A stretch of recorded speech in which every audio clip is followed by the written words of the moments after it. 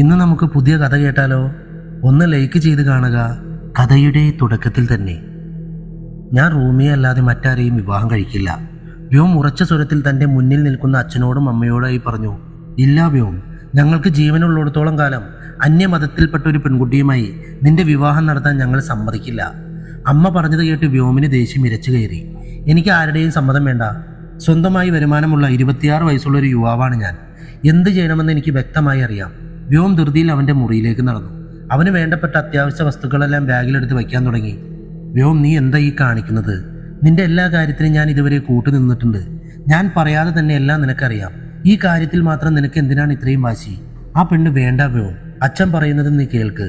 ബാഗുമായി മുറിക്ക് വെളിയിലേക്ക് ഇറങ്ങി വന്ന് വ്യോമിൻ്റെ കയ്യിൽ പിടിച്ചുകൊണ്ട് അവൻ്റെ അച്ഛൻ വേണുഗോപാൽ പറഞ്ഞു. ഇല്ല അച്ഛാ, റൂമിയെ എനിക്ക് വേണം. അവളില്ലാതെ എനിക്ക് പറ്റില്ല. വ്യോമിൻ്റെ സ്വരമിടറി. അച്ഛൻ്റെ മുഖത്ത് നോക്കാൻ സാധിക്കാതെ അവൻ ആ കൈ തട്ടിമാറ്റിക്കൊണ്ട് ബാഗുമായി പുറത്തേക്ക് നടന്നു.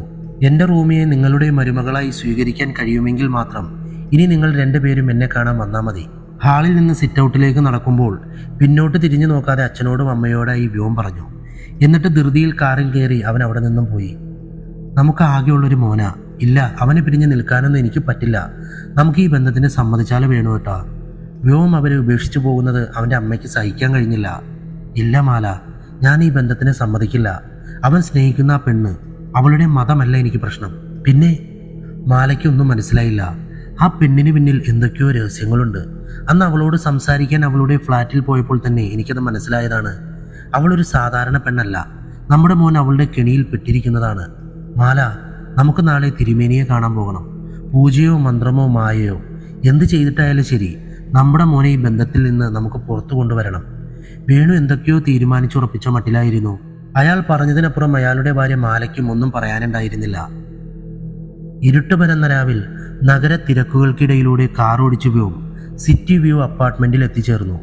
പാർക്കിംഗ് ഏരിയയിൽ കാർ നിർത്തി അവൻ 2 നിമിഷം ഡ്രൈവിംഗ് സീറ്റിൽ തന്നെ ഇരുന്നു.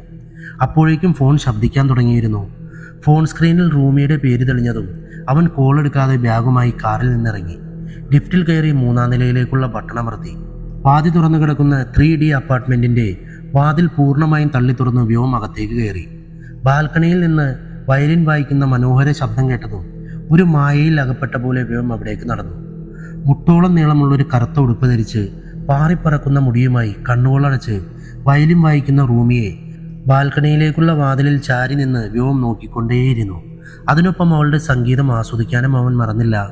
ഇതുവരെ തന്നെ അലട്ടുന്ന പ്രശ്നങ്ങളെല്ലാം ആ വയലിൻ്റെ സ്വരത്തിൽ അലിഞ്ഞില്ലാതെയാകുന്ന പോലെ അവന് തോന്നി. വ്യോമിൻ്റെ സാന്നിധ്യം മനസ്സിലാക്കിയിട്ടാകണം റൂമി പതക്കി അവനെ വിളിച്ചു. എന്തൊക്കെയോ രഹസ്യങ്ങൾ ഒളിപ്പിച്ചു വെച്ച ആ നീല കണ്ണുകൾ തുറന്ന് അവന് നേരെ തിരിയാതെ അവൾ അവിടെ തന്നെ നിന്നു. അപ്പോഴും അവൾ വയലിൻ വായന നിർത്തിയിരുന്നില്ല. വ്യോം ബാഗ് നിലത്ത് വെച്ച് അവൾക്ക് അരികിലേക്ക് നടന്നു വന്നു. പിന്നിലൂടെ അവളെ വാരിപ്പുണർന്നു. പതുക്കെ റൂമിയുടെ മുടിയിഴകളെ വകഞ്ഞു മാറ്റി പിൻകഴുത്തിലായി വരച്ചിട്ടുള്ള പാമ്പിന്റെ രൂപത്തിലുള്ള ടാറ്റുവിലേക്ക് വ്യോം മുഖമമർത്തി. അതോടെ റൂമി വയലിൻ വായന നിർത്തി. ഇനി നീ ഒരു പാട്ട് പാട്. റൂമി വയലിൻ നിലത്ത് വെച്ചു. എന്നിട്ടൊരു ചിരിയോടെ അവൾ അവനെ നോക്കി നിലത്തിരുന്നു. അവൾക്കരികിലായി കാലും നീട്ടിയിരുന്ന് വ്യോം പാട്ട് പാടാൻ തുടങ്ങി. വൈകാതെ റൂമി വ്യോമിന്റെ മടിയിലേക്ക് ചാഞ്ഞു കിടന്നു. വ്യോമിന്റെ പാട്ടിനൊപ്പം റൂമിയുടെ കൈകൾ അവന്റെ ദേഹത്ത് അലസമായി ഒഴുകി നടക്കാൻ തുടങ്ങി.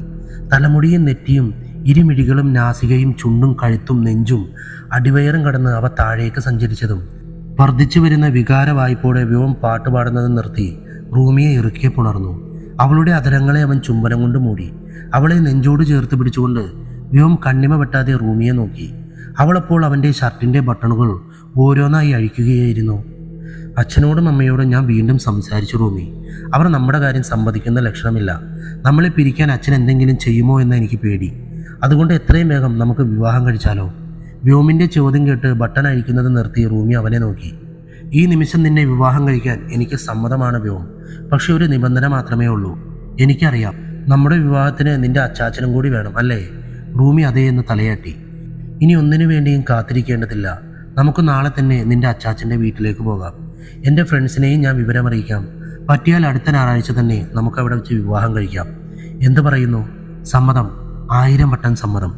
റൂമി വ്യോമിൻ്റെ കഴുത്തിലൂടെ കൈയിട്ട് അവനെ ഇറുക്കെ പുണർന്നുകൊണ്ട് പറഞ്ഞു. ആ സമയം അവളുടെ നീലമിഴികളിൽ ഒരുപാട് കാലമായി അവൾ കാത്തിരുന്ന് എന്തോ ഒന്ന് നടക്കാൻ പോകുന്ന സന്തോഷം പ്രകടമായിരുന്നു. നമുക്ക് റൂമിലേക്ക് പോയാലോ? റൂമി അത് ചോദിക്കേണ്ട താമസം. വ്യോം അവളെ വാരിയെടുത്തുകൊണ്ട് മുറിയിലേക്ക് നടന്നു. കട്ടിലിൽ അവളെ കിടത്തിയതും റൂമി വ്യോമിൻ്റെ ഷർട്ടിൽ അവശേഷിക്കുന്ന 2 ബട്ടണും കൂടി അഴിച്ചു മാറ്റി. അപ്പോഴേക്കും വ്യോം അവളുടെ ഉടുപ്പിൻ്റെ സിബ് വലിച്ചൂരിയിരുന്നു. അടർന്നു മാറാനാകാത്ത വിധം അവരിരുവരും ഒന്നായി ചേരുന്ന ആ നിമിഷം ബാൽക്കണിയിലെ തറയിലിരിപ്പുണ്ടായ വയലിൻ്റെ ഉള്ളിൽ നിന്ന് ഒരു കറുത്ത പാമ്പ് പുറത്തേക്ക് വന്നു. അത് തന്നെ ഫണം വിടർത്തിക്കൊണ്ട് റൂമിയുടെ മുറിയിലേക്ക് ഇഴഞ്ഞു നീങ്ങി.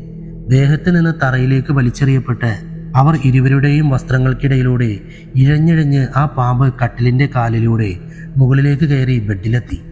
ആ സമയം വ്യോമിനെ ഇറുക്കി പുണർന്ന് അവനിലേക്ക് ആഴത്തിൽ പടർന്നിറങ്ങുകയായിരുന്നു റൂമി. ഉയർന്നു താഴുന്ന അവളാകുന്ന ലഹരി താങ്ങാൻ കഴിയാതെ ഒരുതരം ഉന്മാദാവസ്ഥയിലേക്ക് വഴുതി വീണിരുന്നു വ്യോം. അവൻ്റെ കാലിലൂടെ ഇഴഞ്ഞ ആ പാമ്പ് വ്യോമിൻ്റെ തുടകൾക്ക് മുകളിൽ തൻ്റെ 2 കാലുകളും അകത്തി വച്ചിരിക്കുന്ന റൂമിയുടെ അരികിലെത്തി. ആ പാമ്പിനെ കണ്ടതും റൂമി അതിന് നേരെ തൻ്റെ ഇടതുകൈ നീട്ടി. റൂമിയുടെ ഇടതുകൈയിലൂടെ കയറി അവളുടെ തോളിൽ വന്ന് അതിരുന്നു.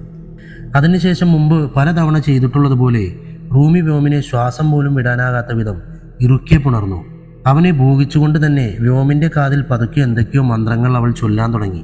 അതിൻ്റെ ഇടയിൽ അവളുടെ തോളിലിരിക്കുന്ന ആ പാമ്പ് വ്യോമിൻ്റെ വായിലേക്ക് കയറി.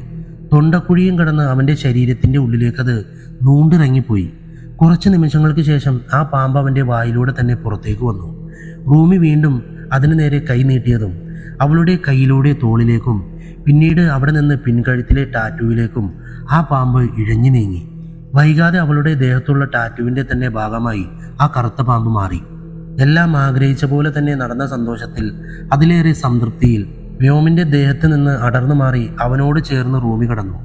ഇപ്പോഴും അവൾ തീർത്ത ഉന്മാദ അവസ്ഥയിൽ നിന്ന് പുറത്തു വരാൻ കഴിയാതെ വ്യോമും അവിടെ കിടന്നു. ആ കാട്ടിൽ ഇരുട്ടിൻ്റെ മറവിൽ 3 പേർ നിൽപ്പുണ്ടായിരുന്നു. കറുത്ത തുണി കൊണ്ട് ദേഹം മറച്ച് അവർ മൂവരുടെയും മുഖത്ത് കൊമ്പുകളോട് കൂടിയ ആടിൻ്റെ മുഖത്തിനോട് സാദൃശ്യമുള്ള ഒരു മുഖം മൂടിയായിരുന്നു ഉണ്ടായിരുന്നത്. വൈകാതെ ആ മൂവർ സംഘത്തിൻ്റെ നടുവിൽ നിൽപ്പുണ്ടായിരുന്ന വ്യക്തി വാനിലേക്ക് ഉയർന്നു പൊങ്ങി. അതോടെ അയാൾക്ക് 2 വശങ്ങളായി നിന്നവർ അവരുടെ മുഖത്തെ ആടിൻ്റെ മുഖം മൂടി അഴിച്ചു മാറ്റി. അതിലൊരാൾക്ക് റൂമിയുടെ മുഖമായിരുന്നു ഉണ്ടായിരുന്നത്, മറ്റേയാൾക്ക് പ്രായമായൊരു വൃദ്ധൻ്റെ മുഖവും. അവരിരുവരും അവർക്ക് നടുവിലായി നിലം തൊടാതെ വാനിൽ ഉയർന്നു നിൽക്കുന്ന ആ രൂപത്തെ നോക്കി കൈകൾ ഉയർത്തി ഉറക്കെ എന്തൊക്കെയോ മന്ത്രങ്ങൾ ചൊല്ലാൻ തുടങ്ങി. അതിനിടയിൽ ആ രൂപവും അതിൻ്റെ മുഖത്ത് മുഖം മൂടി മാറ്റി. പക്ഷെ ആ മുഖം മൂടി മാറ്റിയിട്ടും ആ രൂപത്തിൻ്റെ മുഖം ആടിൻ്റേത് തന്നെയായിരുന്നു. കറുത്ത നിറമുള്ള ഭീകരരൂപിയായ ഒരു ആടിൻ്റെ മുഖം. അപ്പോഴേക്കും വേണുഗോപാൽ തൻ്റെ സ്വപ്നത്തിൽ നിന്ന് ഞെട്ടിയെഴുന്നേറ്റു. വെറുതെ ക്ലോക്കിലേക്ക് കണ്ണോടിച്ചു. സമയം 3 മണി. പെട്ടെന്ന് വ്യോമിൻ്റെ മുറിയിൽ നിന്ന് അയാൾ എന്തോ ഒരു ശബ്ദം കേട്ടു. മാല, എഴുന്നേൽക്ക്! അയാൾ ഭാര്യയെ വിളിച്ചെഴുന്നേൽപ്പിച്ചു. എന്തു പറ്റി വേണുവേട്ടാ? ഉറക്കച്ചടവോടെ മാല ചോദിച്ചു. വേഗം തയ്യാറാക്, നമുക്കിപ്പോൾ തന്നെ തിരുമേനിയെ കാണാൻ പോകണം. ഇപ്പോഴോ? മാല ഒന്നും മനസ്സിലാകാതെ ക്ലോക്കിലേക്ക് നോക്കി. ഇപ്പോൾ തന്നെ 3 മണിക്കൂറെങ്കിലും വേണം തിരുമേനിയുടെ വീട്ടിലെത്താൻ. ഇപ്പോൾ പുറപ്പെട്ടാൽ രാവിലെ 6 മണിയാകുമ്പോഴേക്കും അവിടെ എത്താം. പക്ഷേ വേണുവേട്ടാ, ഒരു പക്ഷേയുമില്ല. നമുക്കിപ്പോൾ തന്നെ പോകാം. വേണുവിന് എത്രയും പെട്ടെന്ന് തിരുമേനിയെ കാണാൻ ധൃതിയായി. പോകാനായി തയ്യാറായതും വേണുവും മാലയും വീടിന് വെളിയിലേക്ക് ഇറങ്ങി. പുറത്തെ വാതിൽ പൂട്ടുന്നതിൻ്റെ ഇടയിൽ വ്യോമിൻ്റെ മുറിയിൽ നിൽക്കുന്ന ആ നിഴൽ രൂപത്തെ വേണു കണ്ടു. മുഖം വ്യക്തമാക്കാത്ത അതിൻ്റെ തലയിലെ ആടിൻ്റെ കൊമ്പ് കണ്ടതും വേണു പേടിച്ച് വാതിൽ ഒറ്റ അടിയടച്ചു.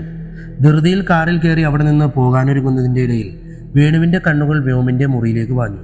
അവിടെ ജനാലയ്ക്ക് അരികിലായി അവനെ തന്നെ ഉറ്റുനോക്കി നിൽക്കുന്ന ആടിൻ്റെ മുഖമുള്ള മനുഷ്യരൂപത്തെ വേണു കണ്ടു. അയാളുടെ ഉള്ളിലൂടെ ഒരു മിന്നൽ പിളർ പാഞ്ഞുപോയി. ചേട്ടാ, അവിടെ വ്യോമിൻ്റെ മുറിയിലെ ആ ജനാലയ്ക്കരികിൽ. കാറിലേക്ക് കയറിയിരുന്ന മാലയും ജനാലക്കരികിൽ അവരെ നോക്കി നിൽക്കുന്ന ആ രൂപത്തെ കണ്ടു. അവൾ അതിന് നേരെ കൈ ചൂണ്ടി. എന്നാൽ ഇനിയും ഇവിടെ നിൽക്കുന്നത് പന്തിയല്ലെന്ന് കണ്ട വേണു വേഗത്തിൽ കാറ് സ്റ്റാർട്ട് ചെയ്തു. ഉത്തരം കിട്ടാത്ത 1000 ചോദ്യങ്ങളുമായി എല്ലാത്തിനും പിന്നിലുള്ള ആ വലിയ രഹസ്യം തേടി അയാൾ അവർക്ക് പിന്നാലെ വരുന്ന ആപത്തറിയാതെ തിരുമേനിയുടെ വീട് ലക്ഷ്യമാക്കി കാറോടിച്ചു. രാശിപ്പലകയിൽ കവടി നിരത്തി തിരുമേനി പ്രശ്നം വഹിക്കാൻ തുടങ്ങി. അദ്ദേഹം കണ്ട നിമിത്തങ്ങളൊന്നും അത്ര സുഖകരമായിരുന്നില്ല. തിരുമേനിയിൽ നിന്ന് റൂമിയെക്കുറിച്ചുള്ള ഓരോ രഹസ്യങ്ങളും അറിയുമ്പോഴും വേണുവിൻ്റെയും മാലയുടെയും ആശങ്ക വർദ്ധിക്കുകയാണ്. രാവിലെ 6:30 തുടങ്ങിയ പ്രശ്നം വയ്ക്കൽ ഏകദേശം 10 മണി കഴിഞ്ഞപ്പോഴാണ് അവസാനിച്ചത്. അപ്പോൾ തിരുമേനി, ആ പെണ്ണിൽ നിന്ന് എൻ്റെ മകനെ രക്ഷിക്കാൻ ഒരു വഴിയുമില്ലെന്നാണോ അങ്ങ് പറഞ്ഞു വരുന്നത്? വേണു അത്യാധികം ആശങ്കയോടെ ചോദിച്ചു. അങ്ങനെ ചോദിച്ചാൽ വ്യോമിൻ്റെ ജാതകപ്രകാരം അവനിപ്പോൾ ഏറ്റവും അപകടം പിടിച്ച സമയമാണ്. മൃദുയോഗം വരെ ഞാൻ കാണുന്നു. പക്ഷേ ഇതിനെ അവൻ അതിജീവിച്ചാൽ പിന്നെ രാജയോഗമാണ്. എന്നാൽ അതിജീവിക്കുന്ന കാര്യത്തിൽ അല്പം സംശയമാണ്. കൂടെയുള്ളയാൾ അത്രയും അപകടകാരിയാണല്ലോ. തിരുമേനിക്ക് വ്യോമിൻ്റെ കാര്യത്തിൽ യാതൊരു ഉറപ്പുമുണ്ടായിരുന്നില്ല. തിരുമേനി, വ്യോം ഞങ്ങളുടെ ഒരേ ഒരു മകനാണ്. അങ്ങ് അവനെ ആ പെണ്ണിൻ്റെ പിടിയിൽ നിന്ന് എങ്ങനെയെങ്കിലും രക്ഷിക്കണം. വേണുവും മാലയും തിരുമേനിക്ക് മുമ്പിൽ കൈകൂപ്പി അപേക്ഷിച്ചു. അവർക്ക് തിരുമേനിയല്ലാതെ മറ്റൊരു ആശ്രയം ഉണ്ടായിരുന്നില്ല.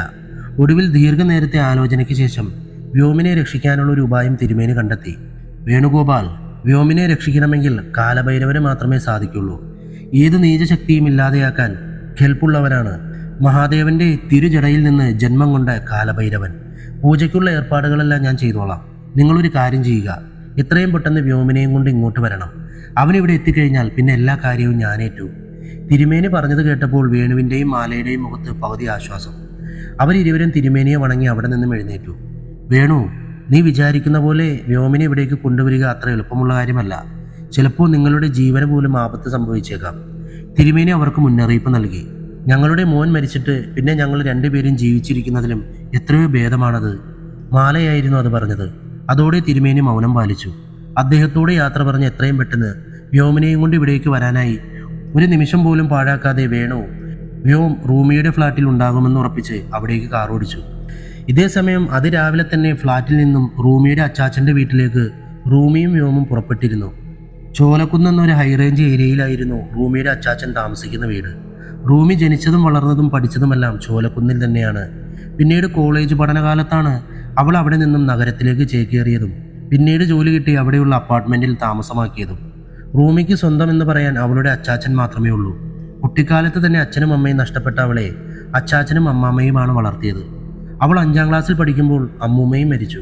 പിന്നീട് അച്ചാച്ചനും വീട്ടിലുള്ള വളർത്തുമൃഗങ്ങളും അടങ്ങുന്നതായിരുന്നു അവളുടെ ലോകം. നിന്റെ ഫ്രണ്ട്സ് എന്നാണ് വ്യോം വരിക? വളഞ്ഞു പുളഞ്ഞു കിടക്കുന്ന വഴിയിലൂടെ ശ്രദ്ധാപൂർവം കാർ ഓടിച്ചുകൊണ്ടിരുന്ന വ്യോമിനോടായി റൂമി ചോദിച്ചു. അവന്മാർ ഫ്രൈഡേ എത്തും. ഓ, ഇന്ന് ചൊവ്വ. അപ്പോൾ 2 ദിവസം കൂടി. റൂമി കണക്കുകൂട്ടി. അവർക്കിവിടേക്ക് വരാനുള്ള വഴിയെല്ലാം അറിയുമോ വ്യോം? കാറിൻ്റെ ചില്ലിലൂടെ പുറത്തേക്ക് തലയിട്ട് മഴക്കാർ മൂടിക്കിടക്കുന്ന വാനിലേക്ക് നോക്കിയാണ് റൂമി അത് ചോദിച്ചത്. ഞാൻ നിന്നോട് പറഞ്ഞിട്ടില്ലേ റൂമി, ഞങ്ങൾ മുമ്പ് ചോലക്കുന്നിലേക്ക് വന്നിട്ടുണ്ട്. എൻ്റെ അച്ഛന് അവിടെ ഒരു റിസോർട്ടുണ്ടായിരുന്നു.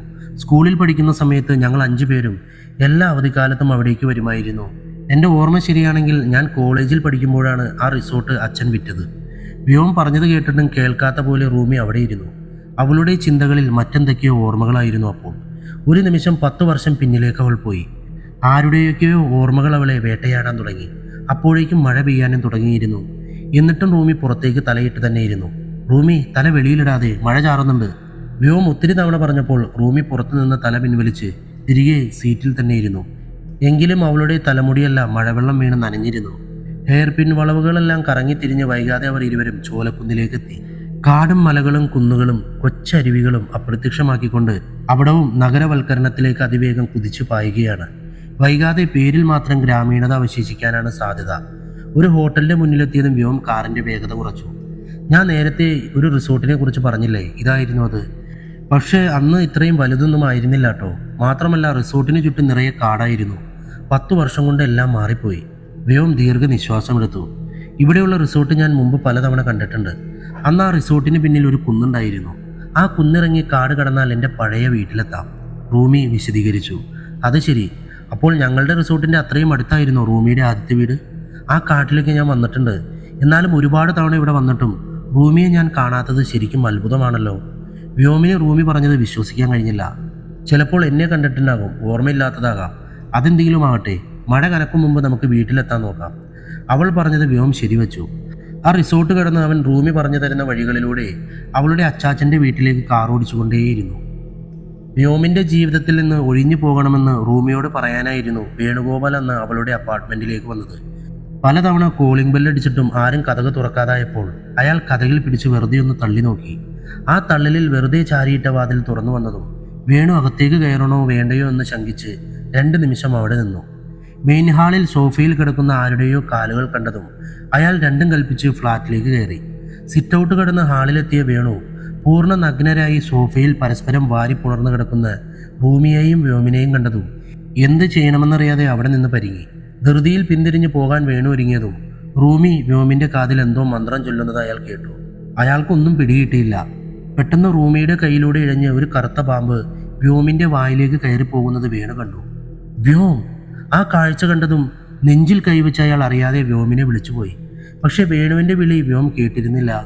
അവൻ റൂമിയുടെ മായാവലയത്തിലായിരുന്നു. അപ്പോൾ റൂമി വ്യോമിനെ ഇറുക്കെ പുണർന്നുകൊണ്ട് വേണുവിനെ നോക്കി. അദ്ദേഹം അവിടെ നിൽക്കുന്നതൊന്നും അവളെ ബാധിക്കാത്ത തരത്തിൽ റൂമി വ്യോമിനെ കൂടുതൽ ആഴത്തിൽ ഭോഗിച്ചുകൊണ്ടേയിരുന്നു.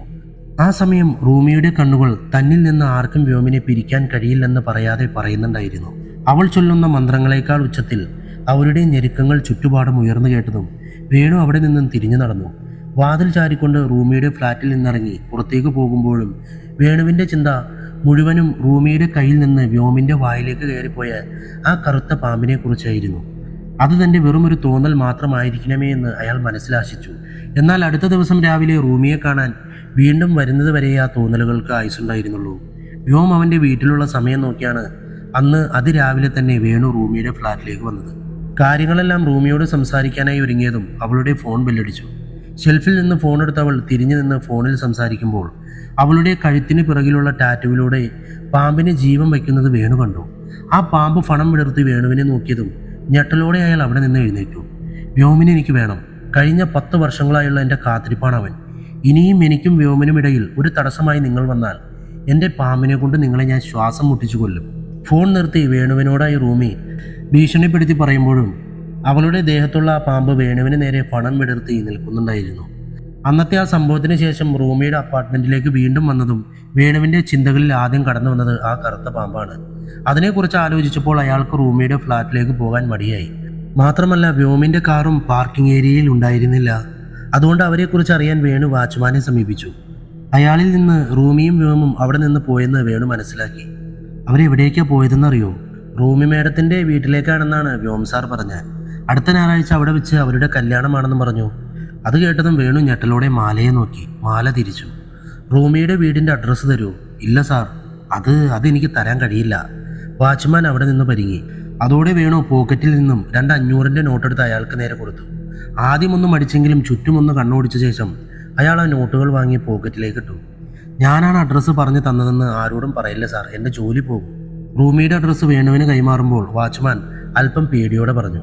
അയാൾക്ക് യാതൊരു പ്രശ്നവും വരില്ലെന്ന് ഉറപ്പ് നൽകി വേണു അഡ്രസ്സുമായി കാറിൻ്റെ അരികിലേക്ക് നടന്നു. ചേട്ടാ, ഈ അഡ്രസ്സിൽ പറഞ്ഞിരിക്കുന്ന ചോലക്കുന്ന് നമ്മൾ പണ്ട് വിറ്റ ആ റിസോർട്ടുണ്ടായിരുന്ന സ്ഥലമല്ലേ? മാല സംശയത്തോടെ ചോദിച്ചു. അതേ മാല. തിരുമേനിയിൽ നിന്ന് ആ പെണ്ണിനെക്കുറിച്ച് എല്ലാം അറിഞ്ഞിട്ടും എന്തിനാണ് അവൾ ഇതെല്ലാം നമ്മുടെ വ്യോമിനോട് ചെയ്യുന്നതെന്ന സംശയം എൻ്റെ ഉള്ളിൽ ബാക്കിയായിരുന്നു. എന്തായാലും ഈ അഡ്രസ്സ് കിട്ടിയതോടെ അത് തീർന്നു കിട്ടി. മാല, എൻ്റെ അനുമാനം ശരിയാണെങ്കിൽ റൂമിക്ക് നമ്മുടെ വ്യോമിനെ മുമ്പ് തന്നെ അറിയാം. അവൾ ഇതെല്ലാം ചെയ്യുന്നതിന് പിന്നിൽ വ്യക്തമായൊരു കാരണമുണ്ട്. വളരെയധികം ആലോചിച്ചായിരുന്നു വേണു അത് പറഞ്ഞത്. പക്ഷെ എന്തായിരിക്കും ആ കാരണമെന്ന് അയാൾക്ക് എത്ര ചിന്തിച്ചിട്ടും പിടികിട്ടിയില്ല. ആ കാരണം അതൊരു വലിയ രഹസ്യമാണ്. ആരും ഒരിക്കലും ചെയ്തു നോക്കാനോ പറയുവാനോ പോയിട്ട് ചിന്തിക്കാൻ പോലും ആഗ്രഹിക്കാത്ത അത്രയും നീചമായൊരു വലിയ രഹസ്യം. രാത്രി ഏറെ വൈകിയാണ് വ്യോമും റൂമിയും അവളുടെ അച്ചാച്ചൻ്റെ വീട്ടിലെത്തിച്ചേർന്നത്. ഏതോ ഒരു വലിയ ഷോപ്പിംഗ് കോംപ്ലക്സിൻ്റെ പണി നടന്നുകൊണ്ടിരിക്കുന്നതിന് തൊട്ടരികിലുള്ള വഴിയിലൂടെ പോകുമ്പോൾ കാണുന്ന 2ാമത്തെ വീടായിരുന്നു അദ്ദേഹത്തിൻ്റേത്. 4 വശവും മതിലിനാൽ ചുറ്റപ്പെട്ട അധികം വലുതല്ലാത്ത എന്നാൽ ചെറുതുമല്ലാത്ത ഒരു വാർക്ക വീട്. നല്ല മഴ പെയ്യുന്നത് കൊണ്ട് കാറിൽ നിന്നിറങ്ങിയതും റൂമി തലയിൽ കൈയും വെച്ച് വീടിൻ്റെ ഇറയത്തേക്ക് ഓടി. അവിടെയുള്ള കോളിംഗ് ബെല്ലടിച്ചു. വൈകാതെ റൂമിയുടെ അച്ചാച്ചൻ റോബർട്ട് വാതിൽ തുറന്നു. റൂമിയെ കണ്ടതും അദ്ദേഹം അവളെ വാരിപ്പുണർന്നു. അപ്പോഴേക്കും വ്യോമും കാറിൽ നിന്നിറങ്ങി അവിടേക്ക് ഓടി വന്നിരുന്നു. അച്ചാച്ച, ഇതാണ് വ്യോം. റൂമി വ്യോമിനെ അച്ചാച്ചന് പരിചയപ്പെടുത്തി കൊടുത്തു. അദ്ദേഹം കണ്ണട നേരെയാക്കിക്കൊണ്ട് വ്യോമിനെ നോക്കി. ഷേക്കാൻഡ് കൊടുത്ത ശേഷം അവനെ വീടിനകത്തേക്ക് റോബർട്ട് സ്വീകരിച്ചു. വ്യോമിൻ്റെ ഫ്രണ്ട്സ് വരുമെന്ന് പറഞ്ഞിട്ട് അകത്ത് കയറിയതും റോബർട്ട് ചോദിച്ചു. അവർ ഫ്രൈഡേ ഇവിടെ എത്തും, റൂമിയാണ് പറഞ്ഞത്. ആ സമയം വ്യോമ അവരുടെ വീട് മൊത്തം നിരീക്ഷിക്കുകയായിരുന്നു. ഒരു ഇരുണ്ട അന്തരീക്ഷമായിരുന്നു വീടിനകത്ത്. ഷെൽഫിൽ റൂമിയുടെ കുട്ടിക്കാലത്തെ ഫോട്ടോകൾ വെച്ചിരുന്നു, ഒപ്പം അവൾക്ക് കിട്ടിയ സമ്മാനങ്ങളും. വ്യോം ആ ഫോട്ടോകളിലൂടെ വെറുതെ കണ്ണോടിച്ചു. റൂമിയും അവളുടെ അച്ചാച്ചനും അമ്മൂമ്മയും ഒന്നിച്ചുള്ള ഫോട്ടോകളായിരുന്നു അതിൽ നിറയെ. ഒട്ടുമിക്ക ഫോട്ടോകളിലും റൂമിക്കൊപ്പം പൂച്ച, പട്ടി, ആട്, കോഴി തുടങ്ങിയ വളർത്തുമൃഗങ്ങളുള്ളത് അവൻ പ്രത്യേകം ശ്രദ്ധിച്ചു. അപ്പോഴാണ് ഷെൽഫിന് വലതുവശത്തുള്ള പിയാനോ വ്യോം കണ്ടത്. റൂമി, ഇനി ആ പിയാനോ വായിക്കുമോ? അതിന് മറുപടിയായി റൂമി ചിരിച്ചു. ഇതെൻ്റെ അമ്മൂമ്മയുടേതാണ്. 2 നിമിഷം റൂമി ആ പിയാനോയെയും നോക്കി അമ്മൂമ്മയെ ഓർത്ത് അവിടെ നിന്നു. അപ്പോഴേക്കും റോബർട്ട് അവർക്ക് കുടിക്കാൻ എന്തെങ്കിലും എടുക്കാനായി അടുക്കളയിലേക്ക് പോയി. വ്യോം, ഞാൻ നിനക്ക് നിന്റെ മുറി കാണിച്ചു തരാം. ഹാളിന് ഇടതുവശത്തുള്ള മുറിയിലേക്ക് റൂമി വ്യോമിനെയും കൊണ്ടുപോയി. അവൻ്റെ മുറിക്കപ്പുറം ഒരു നീണ്ട ഇടനാഴിയാണ്. അതിൻ്റെ 2 ഭാഗത്തും ഓരോ മുറികളുണ്ട്. ഇടനാഴി ചെന്ന് അവസാനിക്കുന്നത് ഡൈനിങ് റൂമിലേക്കാണ്. അതിന് ഇടതുവശത്തായി 2 വലിയ മുറികളും അതിന് നടുവിലായി ഒരു ചെറിയ മുറിയുമുണ്ട്. ആ ചെറിയ മുറിയിലേക്ക് കടക്കാൻ 2 വാതിലുകളുണ്ട്. പക്ഷേ പുതിയതായി ആ വീട്ടിലേക്ക് കയറി വരുന്ന ഒരാൾക്ക് പെട്ടെന്ന് അങ്ങനെ ഒരു ചെറിയ മുറി അവിടെയുള്ള കാര്യം അറിയാൻ സാധിക്കില്ല.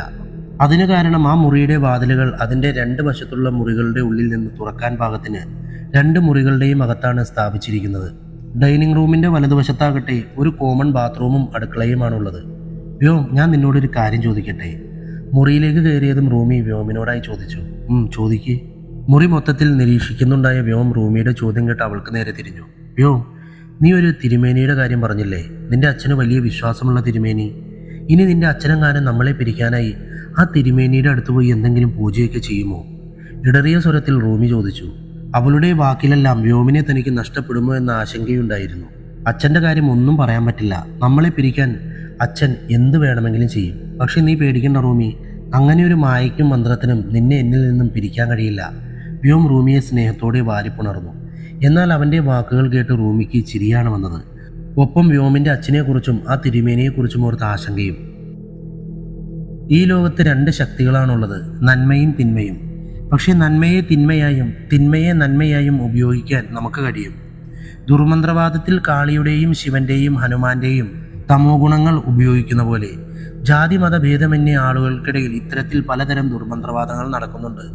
സാത്താൻ, ചെകുത്താൻ, പിശാച്ച്, ജിന്ന്, അങ്ങനെ എത്രയെത്ര ഉദാഹരണങ്ങൾ. ക്രിസ്ത്യൻസ് ഈശോ മിശിഹായെ പ്രാർത്ഥിക്കുന്ന പോലെ അവരിൽ ഒരു വിഭാഗം ചെകുത്താനെയും പ്രാർത്ഥിക്കുന്നുണ്ടെന്ന് പറഞ്ഞാൽ നിങ്ങൾ വിശ്വസിക്കുമോ? എങ്കിൽ അതാണ് സത്യം. നമ്മുടെ കേരളത്തിൽ തന്നെ സാത്താൻ സേവ നടത്തുന്ന ആളുകളുണ്ട്, പള്ളികളുണ്ട്. ചെകുത്താൻ്റെ, ഇരുട്ടിൻ്റെ ശക്തികളെ ആരാധിക്കുന്ന ഇടങ്ങൾ. തല കീഴായി വെച്ച കുരിശിൻ്റെ മുന്നിൽ നിന്ന് വിവിധ രൂപത്തിലുള്ള ചെകുത്താന്മാരെ പ്രാർത്ഥിക്കുന്നവൻ, അവരെ പ്രസാദിപ്പിക്കാൻ എന്ത് കർമ്മങ്ങളും ചെയ്യുന്നവർ. തലമുറ തലമുറയായി ഒരു അനുഷ്ഠാനം പോലെ അവർ അത് പിന്തുടരുകയാണ്. ആ ആരാധനക്രമം നിർത്തിയാൽ അവരുടെ ദൈവം അവരോട് കോപിക്കുമെന്നും അവരുടെ കുടുംബത്തിൻ്റെ അടിവേര് വരെ പിഴുതെറിയുമെന്നും അവർ വിശ്വസിക്കുന്നു. അതുകൊണ്ട് ഇന്നും മറ്റുള്ളവർ അറിയാതെ ഇത്തരം പ്രാർത്ഥനകൾ തുടർന്നു പോകുന്നവർ നമ്മുടെ ഇടയിൽ തന്നെയുണ്ട്. എൻ്റെ പലകയിലെ കവടികൾ പറയുന്നത് റൂമിയുടെ കുടുംബവും അത്തരമൊരു കുടുംബമാണെന്നാണ്. രഹസ്യമായി ഇരുട്ടിൻ്റെ ശക്തികളെ ആരാധിക്കുന്നവർ. പക്ഷേ അവർ ആരെയാണ് പ്രാർത്ഥിക്കുന്നതെന്ന് പൂജ ചെയ്യുന്നതെന്നും എനിക്കറിയില്ല. പക്ഷെ ആ ദൈവം ആരായാലും നിസ്സാരക്കാരനല്ല. അവൾക്കൊപ്പം ആ കുടുംബത്തിനൊപ്പം അതുണ്ട്. എന്ത് കാര്യത്തിനായാലും ആ പെണ്ണ് നിങ്ങളുടെ മകൻ വ്യോമിൻ്റെ ഒപ്പം ഉള്ളിടത്തോളം കാലം അവൻ്റെ ജീവൻ അപകടത്തിലാണ്. പറയാതെ വയ്യ, അവനെയും കൊണ്ടേ അവൾ പോകൂ. ചോലക്കുന്നിലേക്ക് കാർ ഓടിക്കുമ്പോൾ വേണുവിൻ്റെ മനസ്സിൽ നിറയെ തിരുമേനി പറഞ്ഞ വാക്കുകളായിരുന്നു. മാല, എന്നാലും ആ പെണ്ണ് എന്ത് കാര്യത്തിനായിട്ടായിരിക്കും നമ്മുടെ വ്യോമിനൊപ്പം കൂടിയിരിക്കുന്നത്? നിനക്ക് എന്തെങ്കിലും തോന്നുന്നുണ്ടോ? മുമ്പ് അവിടെ റിസോർട്ടിൽ അവൻ അവധിക്കാലം ചിലവഴിക്കാൻ വന്ന സമയത്ത് എപ്പോഴെങ്കിലും എന്തെങ്കിലും പ്രശ്നമുണ്ടായതായി അവൻ നിന്നോട് പറഞ്ഞിട്ടുണ്ടോ? വേണു ഏതു വിധേനയും റൂമിക്ക് പിന്നിലുള്ള രഹസ്യങ്ങൾ കണ്ടെത്താനുള്ള ശ്രമത്തിലായിരുന്നു. അങ്ങനെ ഒരു പ്രശ്നത്തെക്കുറിച്ചും അവൻ എന്നോട് പറഞ്ഞിട്ടില്ല. അല്ലെങ്കിലും അവൻ എന്നോട് എന്തെങ്കിലും പറയുന്നതിലും കൂടുതൽ നിങ്ങളോടല്ലേ പറയാറുള്ളത്? നിങ്ങളുമായിട്ടല്ലേ അവന് കൂടുതൽ അടുപ്പം. ഒത്തിരി ആലോചിച്ച ശേഷമാണ് മാല അത് പറഞ്ഞത്. അത് ശരിയാണ്. പക്ഷേ ചോലക്കുന്നിൽ വെച്ച് വ്യോം ഒരു പ്രശ്നത്തിനും ചെന്ന് പെട്ടിട്ടില്ലെന്നാണ് എൻ്റെ അറിവ്. അങ്ങനെയാണെങ്കിൽ അവിടെ വെച്ച് ഒന്നും സംഭവിച്ചു കാണില്ല. മാല പറഞ്ഞത് വേണുവിന് ഉറപ്പിക്കാൻ എന്തുകൊണ്ടോ കഴിഞ്ഞില്ല.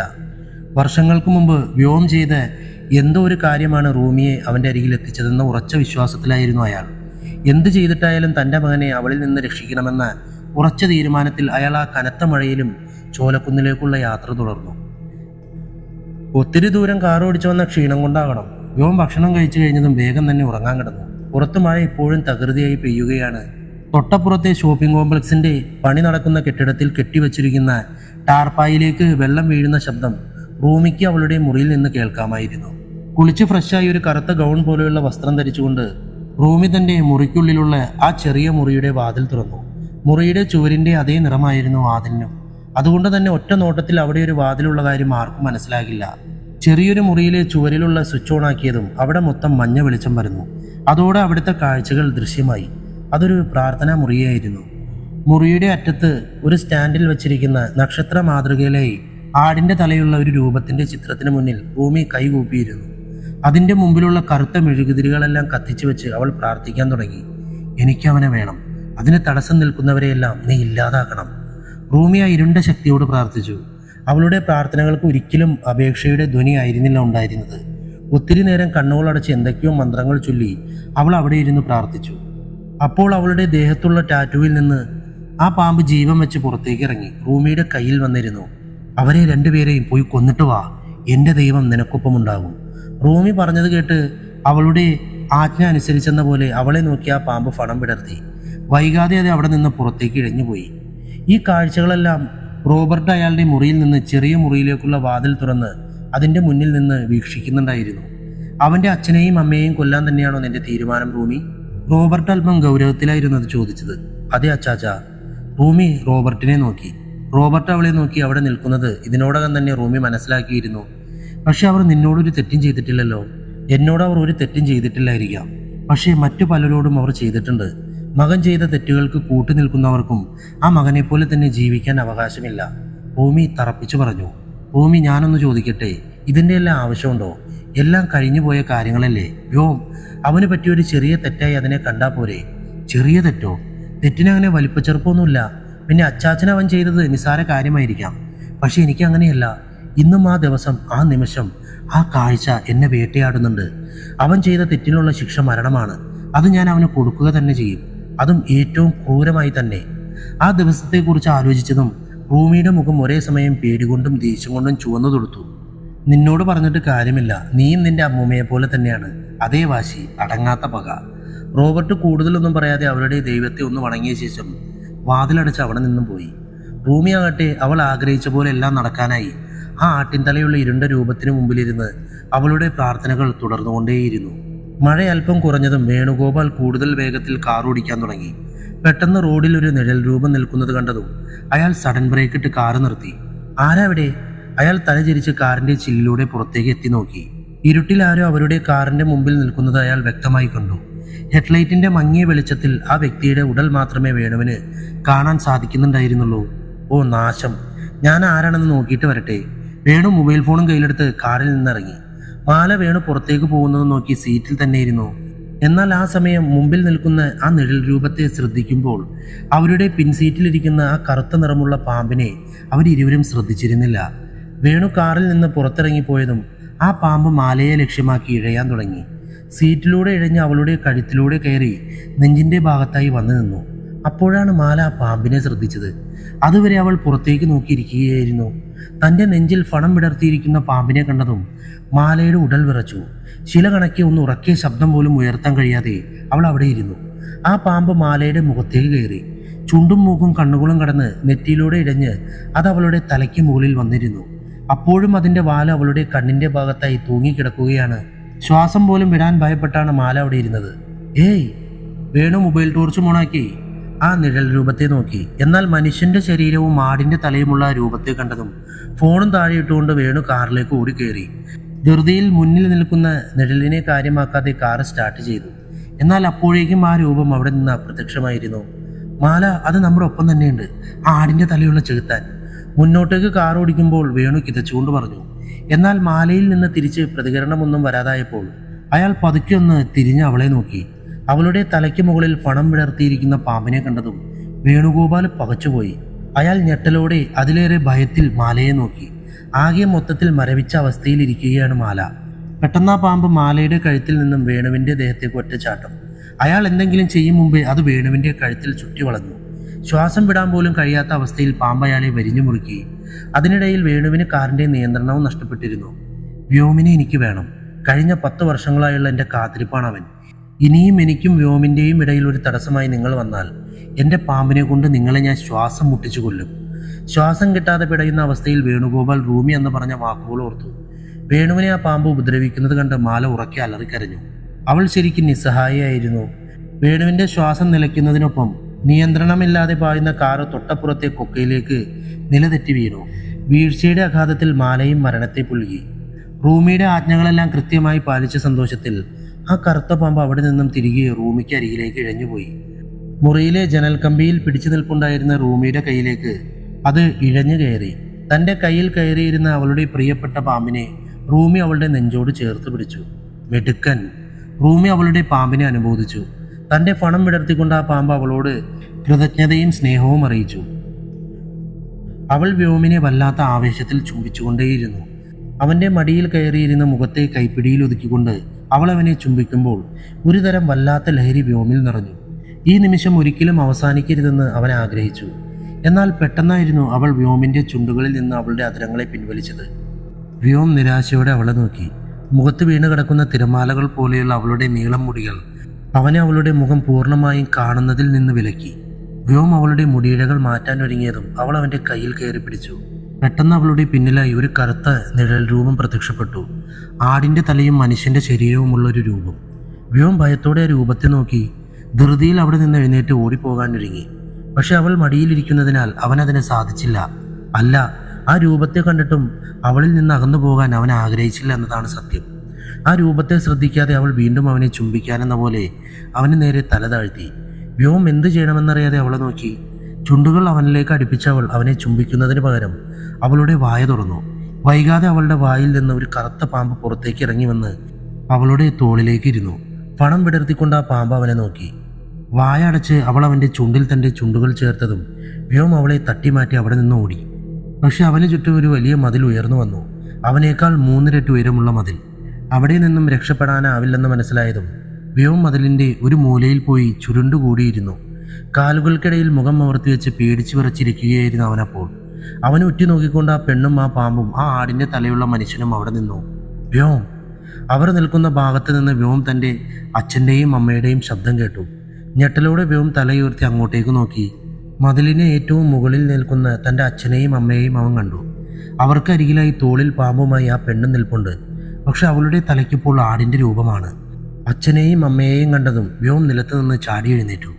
അവളുടെ പിടിയിൽ നിന്ന് രക്ഷപ്പെട്ട് വ്യോം രക്ഷപ്പെട്, അച്ഛൻ വ്യോമിനോടായി പറഞ്ഞു. അപ്പോഴേക്കും ആ പെണ്ണ് അവൻ്റെ അമ്മയെയും അച്ഛനെയും ആ മതിലിൻ്റെ മുകളിൽ നിന്ന് താഴേക്ക് ഒറ്റ തള്ളു തള്ളി. അച്ഛാ, അമ്മേ! ഉറക്കെ അലറിക്കൊണ്ട് വ്യോമ് കട്ടിലിൽ നിന്ന് ചാടി എഴുന്നേറ്റു. ഇതുവരെ താൻ കണ്ടതൊരു സ്വപ്നമാണെന്ന് വിശ്വസിക്കാൻ അവന് 2 നിമിഷം വേണ്ടി വന്നു. വിയർത്തൊട്ടിയ ദേഹവുമായി അവൻ കട്ടിലിൽ തന്നെ ഇരുന്നു. പെട്ടെന്ന് വ്യോമിൻ്റെ തൊണ്ട വരണ്ടു. വെള്ളം കുടിക്കാനായി അവൻ മുറിയിൽ നിന്ന് പുറത്തിറങ്ങി ഇടനാഴിയിലൂടെ ഡൈനിങ് റൂമിലേക്ക് നടന്നു. കുറച്ചു മുമ്പ് കണ്ട സ്വപ്നം കാരണമാണോ എന്നറിയില്ല. ഇടനാഴിയിലെ ഇരുട്ടവനെ വല്ലാതെ പേടിപ്പിച്ചു. ഡൈനിങ് റൂമിൻ്റെ മൂലയിലിരിക്കുന്ന ഫ്രിഡ്ജിൽ നിന്ന് തണുത്ത വെള്ളം എടുത്ത് കുടിക്കവേ പെട്ടെന്ന് ഹാളിൽ ഒരു മെഴുകുതിരി വെട്ടം തെളിഞ്ഞു. ഒപ്പം ആരോ സ്റ്റൂളോ കസേരയോ അങ്ങനെ എന്തോ വലിക്കുന്ന ശബ്ദവും അവൻ കേട്ടു. വ്യോം ഫ്രിഡ്ജിലേക്ക് കുപ്പി തിരികെ വെച്ച് എന്താണ് സംഭവമെന്ന് മനസ്സിലാകാതെ അവിടെ നിന്നു. അപ്പോഴേക്കും ഹാളിൽ നിന്ന് ആരോ പിയാനോ വായിക്കുന്ന മനോഹര ശബ്ദം അവൻ കേട്ടു. റൂമിയായിരിക്കും. പക്ഷെ അവൾക്ക് പിയാനോ വായിക്കാൻ അറിയില്ലെന്നല്ലേ പറഞ്ഞത്? മാത്രമല്ല, അവളുടെ മുറി ഇതല്ല. ഞാൻ വരുമ്പോൾ അവിടെ ആരും ഉണ്ടായിരുന്നുമില്ല. ഇനി ഞാൻ വെള്ളം കുടിക്കുമ്പോഴെങ്ങാനും എന്നെ പേടിപ്പിക്കാനായി ഇറങ്ങിപ്പോയതാണോ അവൾ? സംശയം തീർക്കാനായി ഡൈനിങ് റൂമിന് എതിർവശത്തുള്ള റൂമിയുടെ മുറിയുടെ കഥയിൽ വ്യോം തട്ടി. പക്ഷെ അവൻ തട്ടിയതും കുറ്റിയിടാത്തതിനാൽ വാതിൽ തുറന്നു വന്നു. മുറിയുടെ അകത്ത് കയറിയ വ്യോമിന് അവിടെയൊന്നും റൂമിയെ കണ്ടെത്താൻ സാധിച്ചില്ല. അപ്പോഴും ഹാളിൽ നിന്ന് പിയാനോ സംഗീതം തുടരുകയാണ്. ഇവിടെ ഇല്ലാത്ത സ്ഥിതിക്ക് റൂമി തന്നെയാണ് പിയാനോ വായിക്കുന്നത്. വ്യോം പിയാനോ വായിക്കുന്നത് റൂമിയാണെന്ന് ഉറപ്പിച്ച് അവിടേക്ക് നടന്നു. ഇരുണ്ട ഇടനാഴി കടന്ന ഹാളിലേക്ക് എത്തിയ അവൻ കറുത്ത ഗൗൺ ധരിച്ച് സ്റ്റൂളിലിരുന്ന് പിയാനോ വായിക്കുന്ന ആ യുവതിയെ കണ്ടു. അവളുടെ തലയും ഗൗണിൻ്റെ തൊപ്പി പോലുള്ള ഭാഗം കൊണ്ട് മറച്ചതിനാൽ റൂമിയാണോ അല്ലയോ എന്ന് വ്യോമിന് മനസ്സിലായില്ല. അവർക്കരികിലുള്ള മെഴുകുതിരി സ്റ്റാൻഡിലെ മെഴുകുതിരികൾ കത്തുന്നുണ്ട്. രണ്ടും കൽപ്പിച്ച് വ്യോം ആ യുവതിക്ക് അരികിലേക്ക് നടന്നു.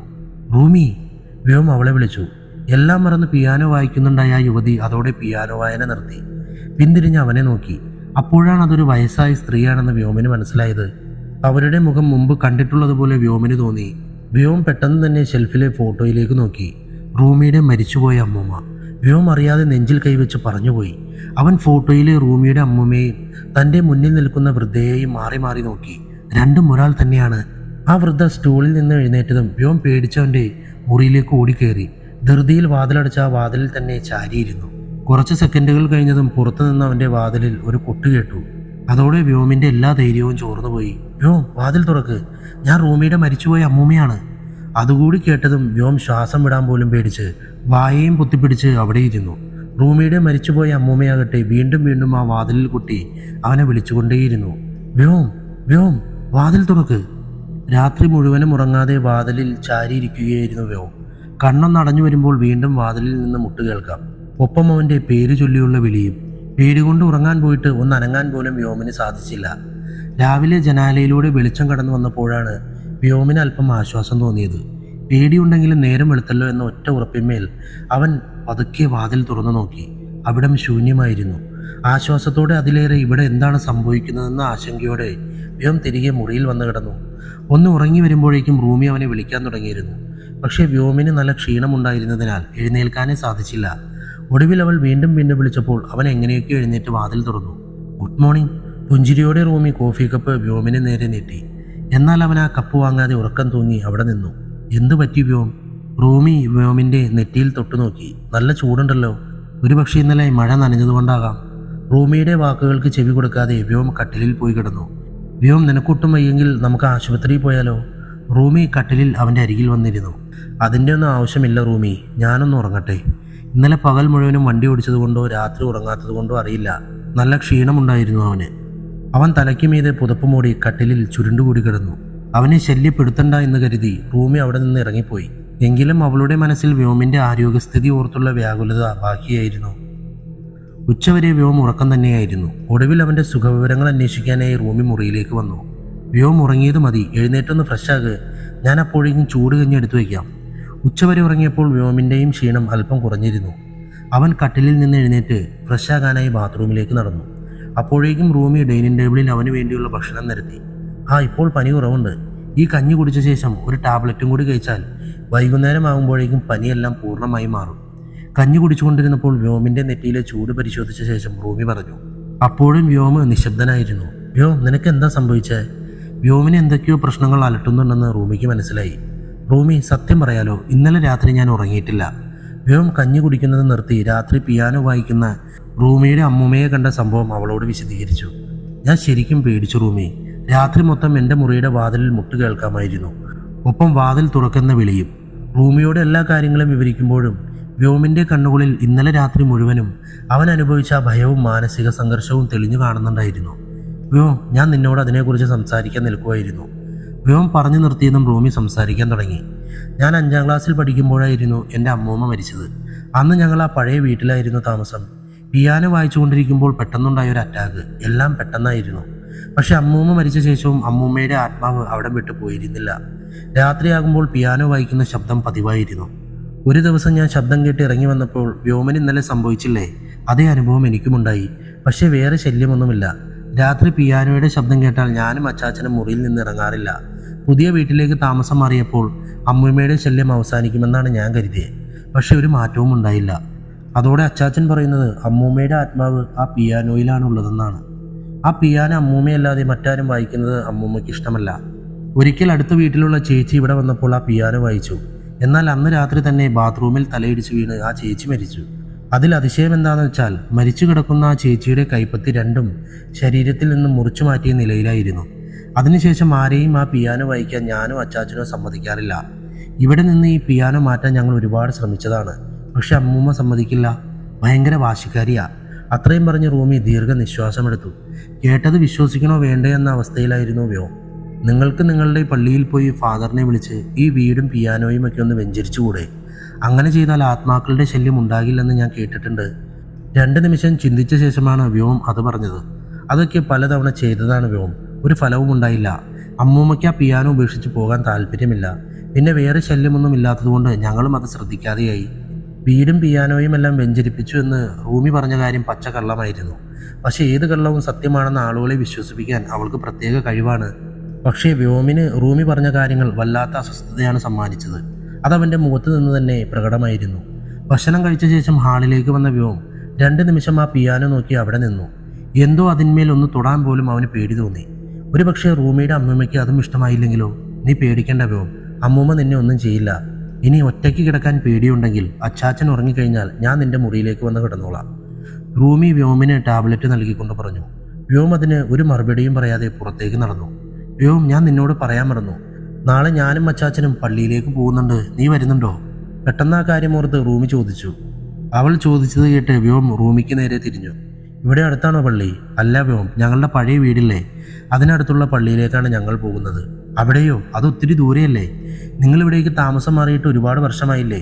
എന്നിട്ടും ഇവിടുത്തെ ഇടവകയിലെ പള്ളിയിൽ പോകാതെ എന്തിനാ നിങ്ങൾ അവിടുത്തെ പള്ളിയിൽ പോകുന്നത്? വ്യോമിന് സംശയം. അത് പിന്നെ വ്യോം, ആ പള്ളി ഞങ്ങൾക്ക് കുറച്ച് സ്പെഷ്യലാണ്. എൻ്റെ അമ്മയും അച്ഛനും ഉൾപ്പെടെ ഞങ്ങളുടെ മരിച്ചുപോയ കുടുംബക്കാരെ എല്ലാവരെയും അടക്കിയിരിക്കുന്നത് അവിടെയാണ്. എന്തായാലും ഞാനും വരുന്നുണ്ട് നിങ്ങളുടെ കൂടെ. ഇവിടെ ഒറ്റയ്ക്ക് നിന്നാൽ ശരിയാവില്ല. ആ പിയാനോയിലേക്ക് നോക്കിയായിരുന്നു വ്യോം അത് പറഞ്ഞത്. പിന്നീട് അവനൊന്ന് നടന്നിട്ട് വരാമെന്ന് പറഞ്ഞ് വീടിൻ്റെ വെളിയിലേക്ക് ഇറങ്ങിപ്പോയി. വ്യോമിന് പനി മാറിയോ റൂമി? ഹാളിലെ സോഫയിൽ ഫോണും നോക്കിയിരിക്കുന്ന റൂമിക്കരികിൽ വന്നിരുന്നുകൊണ്ട് റോബർട്ട് ചോദിച്ചു. മാറി അച്ചാച്ച, അതുകൊണ്ടല്ലേ അവൻ പുറത്തേക്ക് നടക്കാനായി പോയത്? റോബർട്ട് ഒന്ന് അമർത്തി മൂളി. എന്നിട്ട് കുറച്ചു നേരം എന്തൊക്കെയോ ആലോചനയിലാണ്ടു. റൂമി, ഞാൻ നിന്നോടൊരു കാര്യം ചോദിക്കട്ടെ? റോബർട്ട് ചോദിച്ചത് കേട്ട് റൂമി ഫോണിൽ നിന്ന് തലയുയർത്തി അദ്ദേഹത്തെ നോക്കി. നിനക്ക് വ്യോമിനോട് ശരിക്കും ഇഷ്ടമുണ്ടോ റൂമി? ഇഷ്ടമോ എനിക്കോ? റൂമിയുടെ ചുണ്ടിൽ ഒരു ചിരി വിരിഞ്ഞു. ഞാൻ കാര്യമായിട്ടാ ചോദിച്ചേ. ഇന്ന് അവന് വയ്യാതെയായപ്പോൾ നീ വിഷമിക്കുന്നത് ഞാൻ കണ്ടിരുന്നു. അപ്പോൾ എനിക്ക് തോന്നി അതെല്ലാം അച്ചാച്ചൻ്റെ വെറും തോന്നലാണ്. റോബർട്ട് സംസാരിക്കുന്നതിൻ്റെ ഇടയിൽ കയറി റൂമി പറഞ്ഞു. അവൾ തുടർന്നു. പ്രതികാരം ചെയ്യാനായി ഒരാളെ പ്രണയിക്കേണ്ട ആവശ്യമില്ലെന്ന് വിശ്വസിക്കുന്ന ഒരാളാണ് ഞാൻ. അല്ലാതെയും എത്രയോ മാർഗങ്ങളുണ്ട്.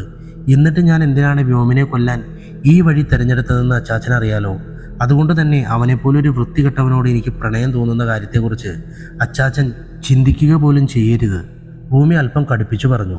സത്യത്തിൽ റൂമി, എന്താണ് നിന്റെ പദ്ധതി? റോബർട്ടിനതറിയാൻ വല്ലാത്ത ആകാംക്ഷയുണ്ടായിരുന്നു. എല്ലാം ഞാൻ അച്ചാച്ചനോട് വ്യക്തമായി പറയാം. ആദ്യം അവൻ്റെ ഫ്രണ്ട്സും കൂടി വരട്ടെ. അത് കഴിഞ്ഞ് എല്ലാം എന്നേക്കുമായി ഞാൻ അവസാനിപ്പിക്കുന്നുണ്ട്. എല്ലാം. റൂമിയുടെ കണ്ണുകൾ കോപത്താൽ ജ്വലിച്ചു. ഒപ്പം അവർ 5 പേർ കാരണം ഇല്ലാതായ തൻ്റെ പ്രിയപ്പെട്ടവളെ ഓർത്ത് അവളുടെ ഉള്ളം പിടഞ്ഞു.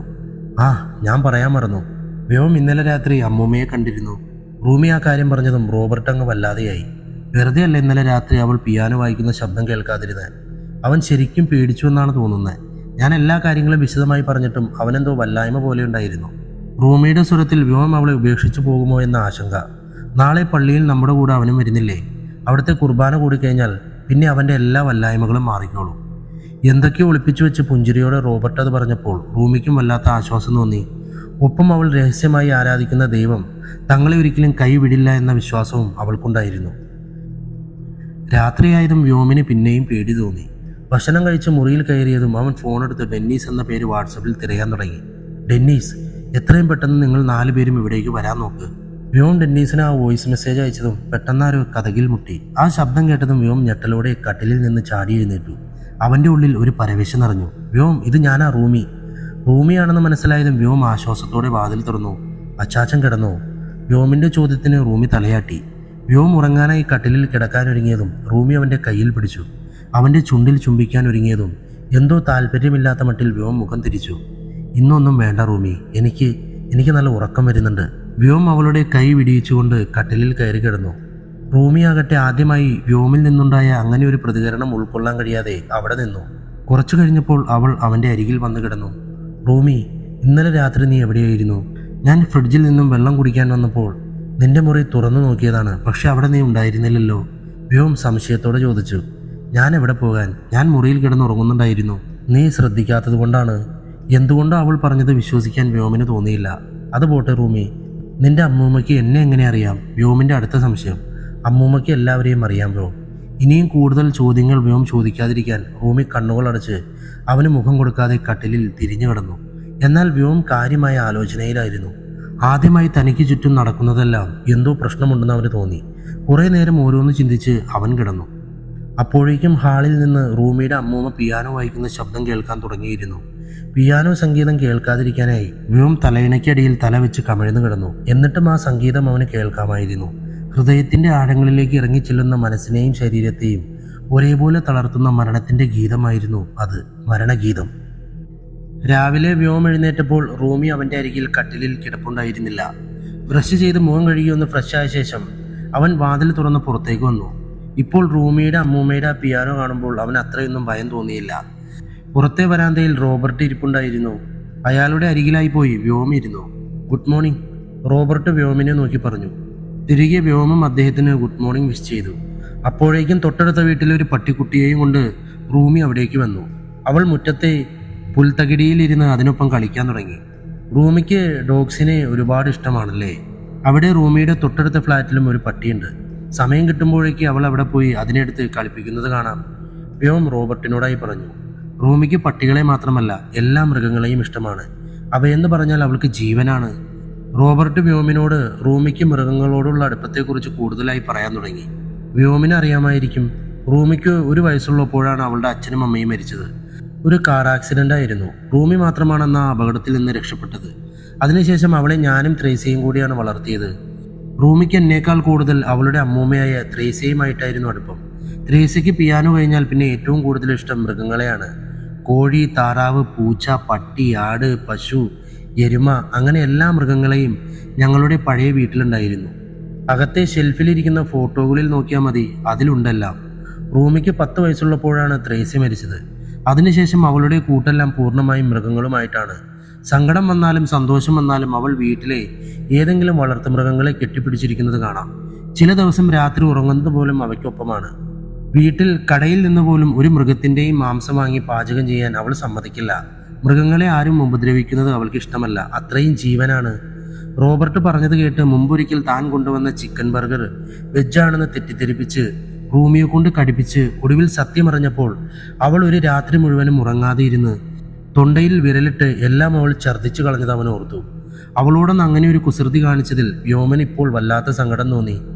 അപ്പോൾ റൂമിക്ക് മൃഗങ്ങളല്ലാതെ കുട്ടിക്കാലത്ത് മറ്റാരുമായി കൂട്ടുണ്ടായിരുന്നില്ലേ? വ്യോമിൻ്റെ ചോദ്യത്തിന് റോബർട്ട് ഇല്ല എന്ന് തലയാട്ടി. അപ്പോൾ അയാളുടെ മനസ്സിൽ തെളിഞ്ഞു വന്നത് കുട്ടിക്കാലത്ത് റൂമിക്ക് ഏറ്റവും പ്രിയപ്പെട്ടവളായിരുന്ന അവളുടെ കളിക്കൂട്ടുകാരിയുടെ മുഖമാണ്. എന്തുകൊണ്ടോ അവളെക്കുറിച്ച് വ്യോമിനോട് പറയാൻ റോബർട്ടിന് തോന്നിയില്ല. ത്രേസിയെ വ്യോം കണ്ടെന്ന് റൂമി പറഞ്ഞു. അവൾ പാവമാണ്. അവളെക്കുറിച്ച് ഓർത്ത് വ്യോം പേടിക്കരുത്. കുറച്ചു നിമിഷത്തെ നിശബ്ദതയ്ക്ക് ശേഷം റോബർട്ട് പറഞ്ഞു, ഞാൻ ആദ്യം കണ്ടപ്പോൾ പേടിച്ചു എന്നുള്ളത് ശരിയാണ്. ഇപ്പോൾ പക്ഷെ അങ്ങനെ ഒരു പേടി എനിക്ക് തോന്നുന്നില്ല. അല്ലെങ്കിലും ജീവനോടെ ഇരുന്നപ്പോൾ നമ്മളെ ഉപദ്രവിക്കാത്ത വേദനിപ്പിക്കാത്ത ഒരാളെ മരിച്ചു കഴിഞ്ഞാൽ ഭയപ്പെടുന്നത് എന്തിനാണ്? മരണം ശരീരത്തിന് മാത്രമാണ് സംഭവിക്കുന്നത്. ആത്മാവ് എല്ലായ്പ്പോഴും അനശ്വരമാണ്. റോബർട്ട് കൂട്ടിച്ചേർത്തു. അയാളുടെ വാക്കുകൾക്ക് വ്യോമം ശരിവച്ചു. അല്ല, നമ്മളെപ്പോഴാണ് പള്ളിയിൽ പോകുന്നത്? വ്യോം ചോദിച്ചു. വൈകിട്ടാണ് കുർബാനയുള്ളത്. നമുക്ക് ഉച്ച കഴിഞ്ഞ് പുറപ്പെടാം. വ്യോം തലയാട്ടി. അവൻ മുറ്റത്ത് പട്ടിക്കുട്ടിക്കൊപ്പം കളിക്കുന്ന റൂമിയെ നോക്കി. അതിനൊപ്പം അവൾ ഒരുപാട് സന്തോഷവതിയായിരുന്നു. അവളുടെ ആ സന്തോഷം കണ്ടപ്പോൾ വ്യോമിനും ഉള്ളുകൊണ്ട് ഒത്തിരി സന്തോഷം തോന്നി. അവൻ അവളെയും നോക്കി അവിടെ തന്നെ ഇരുന്നു. ഉച്ച കഴിഞ്ഞപ്പോൾ റോബർട്ടിന്റെ ജീപ്പിൽ വ്യോമും റൂമിയും അവരുടെ പഴയ വീടിനടുത്തുള്ള പള്ളിയിലേക്ക് പുറപ്പെട്ടു. പെട്ടെന്ന് എളുപ്പത്തിലെത്താനായി മെയിൻ റോഡിന് പകരം മലയും കുന്നും കയറി ഇറങ്ങിയുള്ള വഴിയിലൂടെയാണ് അവർ പോയത്. അത്തരം സാഹസികമായ യാത്രകൾക്ക് ജീപ്പ് തന്നെയാണ് ഏറ്റവും ഉചിതമായ വാഹനം. റോബർട്ടായിരുന്നു ജീപ്പ് ഓടിച്ചുകൊണ്ടിരുന്നത്. റൂമി റോബർട്ടിന്റെ തൊട്ടരികിലുള്ള സീറ്റിലും വ്യോം പിന്നിലുമായാണ് ഇരുന്നത്. ജീപ്പിൽ സഞ്ചരിക്കുമ്പോൾ റൂമി വ്യോമിനോട് അവരുടെ കുടുംബത്തിന്റെ ചരിത്രമെല്ലാം വിവരിച്ചു പറയാൻ തുടങ്ങി. വ്യോം, സെക്കൻഡ് വേൾഡ് വാർ അവസാനിച്ച സമയത്ത് കൃത്യമായി പറഞ്ഞാൽ ഇന്ത്യക്ക് സ്വാതന്ത്ര്യം കിട്ടുന്നതിന് 2 വർഷം മുമ്പാണ് എൻ്റെ അച്ചാച്ചൻ്റെ അച്ചാച്ചൻ ഫ്രാൻസിൽ നിന്ന് ഇവിടെ കേരളത്തിൽ വന്ന് താമസമാക്കുന്നത്. വിൽഫ്രഡ് ഗ്രിഗറി എന്നായിരുന്നു അദ്ദേഹത്തിൻ്റെ പേര്. ഞങ്ങൾ അദ്ദേഹത്തെ നേരിട്ട് കണ്ടിട്ടില്ലെങ്കിലും അദ്ദേഹത്തെ ഗ്രിഗറി അച്ചാച്ചൻ എന്ന് വിളിക്കും. ഗ്രിഗറി അച്ചാച്ചൻ വിവാഹം കഴിച്ചത് ഒരു മലയാളിയായിരുന്നു. അദ്ദേഹം മിഷണറി പ്രവർത്തനങ്ങൾക്കായി കേരളത്തിൽ വന്നപ്പോൾ കണ്ട് ഇഷ്ടപ്പെട്ട് ഒടുവിൽ വിവാഹത്തിൽ എത്തിച്ചേർന്ന ബന്ധം. എന്നാൽ വിവാഹം കഴിഞ്ഞ് ഫ്രാൻസിൽ തിരിച്ചുപോയ ഗ്രിഗറി അച്ചാച്ചനെ കുറച്ചു നാൾ കഴിഞ്ഞ് വിശ്വാസങ്ങൾക്ക് വിരുദ്ധമായി പ്രവർത്തിച്ചു എന്ന് പറഞ്ഞ് അവിടുത്തെ സഭയിൽ നിന്ന് പുറത്താക്കുകയായിരുന്നു. അതിനുശേഷം എല്ലാ അർത്ഥത്തിലും വിലക്കുകൾ വന്നപ്പോൾ അദ്ദേഹം അവിടെ നിന്നും ഭാര്യയുടെ നാടായ ചോലക്കുന്നിൽ വന്ന് താമസമാക്കി. അല്ല റൂമി, സഭയിൽ നിന്ന് പുറത്താക്കാൻ മാത്രം എന്താണ് അദ്ദേഹം ചെയ്തത്? വ്യോം റൂമി സംസാരിക്കുന്നതിൻ്റെ ഇടയിൽ കയറി ഒരു സംശയം ചോദിച്ചു. എൻ്റെ അമ്മൂമ്മ പറഞ്ഞത് ഗ്രിഗറി അച്ചാച്ചൻ മിഷണറി പ്രവർത്തനങ്ങൾക്കൊപ്പം പുസ്തകങ്ങളും എഴുതിയിരുന്നെന്നാണ്. അദ്ദേഹത്തിൻ്റെ പുസ്തകങ്ങളിൽ സഭയുടെ വിശ്വാസങ്ങൾക്ക് എതിരായുള്ള പല കാര്യങ്ങളും ഉണ്ടായിരുന്നു. സ്വർഗാനുരാഗം, സ്വയംഭോഗം ഇവയൊന്നും പാപമല്ല. മറ്റുള്ളവർക്ക് വേണ്ടി സമർപ്പിക്കപ്പെടുന്ന ജീവിതം വെറുതെയാണ്. സ്വന്തം കാര്യമാണ് എല്ലാവരും നോക്കേണ്ടത്. ബൈബിളിലെ 7 പാപങ്ങളും ശരിക്കും പാപങ്ങളല്ല. അതും ജീവിതത്തിൻ്റെ ഭാഗമാണെന്നെല്ലാം അദ്ദേഹം തൻ്റെ പുസ്തകങ്ങളിൽ എഴുതി. അതൊന്നും കൂടാതെ തുല്യതയുടെ ദൈവം എന്ന പേരിൽ എല്ലാ ജീവജാലങ്ങളെയും ഒരേപോലെ കാണുന്ന നന്മയുടെയും തിന്മയുടെയും പ്രതീകമായ ഒരു ദൈവത്തെ അദ്ദേഹം ചരിത്ര രേഖകളിൽ നിന്ന് കടമെടുത്ത് പുനഃസൃഷ്ടിച്ചു. എന്നാൽ ആ ദൈവം ക്രൈസ്തവ സഭ വിലക്കിയ ഒരു ചെകുത്താനായിരുന്നു. ആ ചെകുത്താനെ ആരാധിക്കുന്നവൻ എന്ന കുറ്റം ചുമത്തി വിശ്വാസങ്ങൾക്ക് വിരുദ്ധമായി പ്രവർത്തിച്ചതിൻ്റെ പേരിലാണ് അദ്ദേഹത്തെ സഭയിൽ നിന്ന് പുറത്താക്കിയത്. പക്ഷേ ഗ്രിഗറി അച്ചാച്ചൻ തോറ്റുകൊടുക്കാൻ തയ്യാറായിരുന്നില്ല. കേരളത്തിൽ വന്ന ശേഷം അദ്ദേഹം തൻ്റെ മുഴുവൻ സമ്പാദ്യവും ഉപയോഗിച്ച് ഇവിടെ ഒരു പള്ളി പണിതു. തുല്യതയുടെ ദൈവത്തെ അവിടെ ആരാധിക്കാൻ തുടങ്ങി. അവിടുത്തെ ആചാരങ്ങളും വിശ്വാസങ്ങളുമെല്ലാം മറ്റു പള്ളികളിൽ നിന്നും തികച്ചും വ്യത്യസ്തമാണ്. ഞങ്ങളുടെ കുടുംബം മാത്രമാണ് അവിടെ പ്രാർത്ഥനകൾ ചെയ്യുന്നത്. ഞങ്ങളുടെ കുടുംബം എന്ന് പറയുമ്പോൾ ഗ്രിഗറി അച്ചാച്ചൻ്റെ മക്കൾ, അവരുടെ മക്കൾ, അങ്ങനെ മൊത്തം 16 കുടുംബങ്ങൾ ഇപ്പോൾ കേരളത്തിൽ പലയിടത്തായി താമസിക്കുന്നുണ്ട്. എല്ലാ മാസവും ഒരു ദിവസം ഞങ്ങളുടെ കുടുംബത്തിലെ എല്ലാവരും പള്ളിയിൽ ഒത്തുകൂടും. കുടുംബത്തിലെ ഏറ്റവും മുതിർന്ന വ്യക്തിയായിരിക്കും അന്ന് പ്രാർത്ഥനകൾക്ക് നേതൃത്വം നൽകുക. റൂമി പറഞ്ഞു നിർത്തി. അവൾ പറഞ്ഞതെല്ലാം വ്യോമിന് പുതിയ അറിവായിരുന്നു. എന്താണ് ആ തുല്യതയുടെ ദൈവത്തിൻ്റെ പേര്? എല്ലാം കേട്ട് കഴിഞ്ഞപ്പോൾ വ്യോമിനത് മാത്രമേ ചോദിക്കാനുണ്ടായിരുന്നുള്ളൂ. അത് നീ പള്ളിയിലെത്തുമ്പോൾ അറിഞ്ഞാൽ മതി. റൂമി അവനോട് ആ ദൈവത്തിൻ്റെ പേര് പറയാൻ ആഗ്രഹിക്കാത്തതുപോലെ മുഖം തിരിച്ച് ജീപ്പിൻ്റെ വെളിയിലെ കാഴ്ച നോക്കാൻ തുടങ്ങി. വൈകുന്നേരത്തോടടുത്ത് അവർ മൂവരും പള്ളിക്കരികിലുള്ള റൂമിയുടെ പഴയ വീട്ടിലെത്തിച്ചേർന്നു. മുറ്റം നിറയെ കരിയിലകൾ വീണ് ചുറ്റുപാടും കാട് പിടിച്ചു കിടക്കുന്ന ആ പൊട്ടിപ്പൊളിഞ്ഞ വീടിന് മുമ്പിലാണ് റോബർട്ട് ജീപ്പ് നിർത്തിയത്. അച്ചാച്ചൻ പള്ളിയിൽ പോയിക്കോ, ഞാൻ വ്യോമിനെ ഇവിടേക്ക് ഒന്ന് ചുറ്റി കാണിച്ചിട്ട് വരാം, റൂമി പറഞ്ഞു. അവരെ രണ്ടുപേരെയും നോക്കിയ ശേഷം റോബർട്ട് ജീപ്പിൽ നിന്ന് ഒരു കറുത്ത ഗൗണെടുത്ത് കയ്യിൽ പിടിച്ച് വീടിന് പിന്നിൽ പടർന്നു പന്തലിച്ച കാട്ടിലേക്ക് നടന്നു. കാടിനപ്പുറം ഒരു കുന്നാണ്. ആ കുന്നിൻ ചെരുവിലാണ് പള്ളി സ്ഥിതി ചെയ്യുന്നത്. ഇതാണ് വ്യോം, ഞങ്ങളുടെ പഴയ വീട്. റൂമി വ്യോമിന് അവിടമെല്ലാം കാണിച്ചു കൊടുക്കാൻ തുടങ്ങി. വള്ളിപ്പടർപ്പുകൾ പടർന്നു പിടിച്ച് ഇപ്പോൾ ആ വീടും കാടിൻ്റെ ഒരു ഭാഗമായി മാറിയിരിക്കുകയാണ്. നിങ്ങളെന്തിനാ ഈ വീട്ടിൽ നിന്ന് പുതിയ വീട്ടിലേക്ക് മാറിയത്? വീടിനകത്ത് കയറാതെ അതിൻ്റെ പിന്നാമ്പുറത്തേക്ക് നടന്നുകൊണ്ടിരുന്നപ്പോൾ വ്യോം ചോദിച്ചു.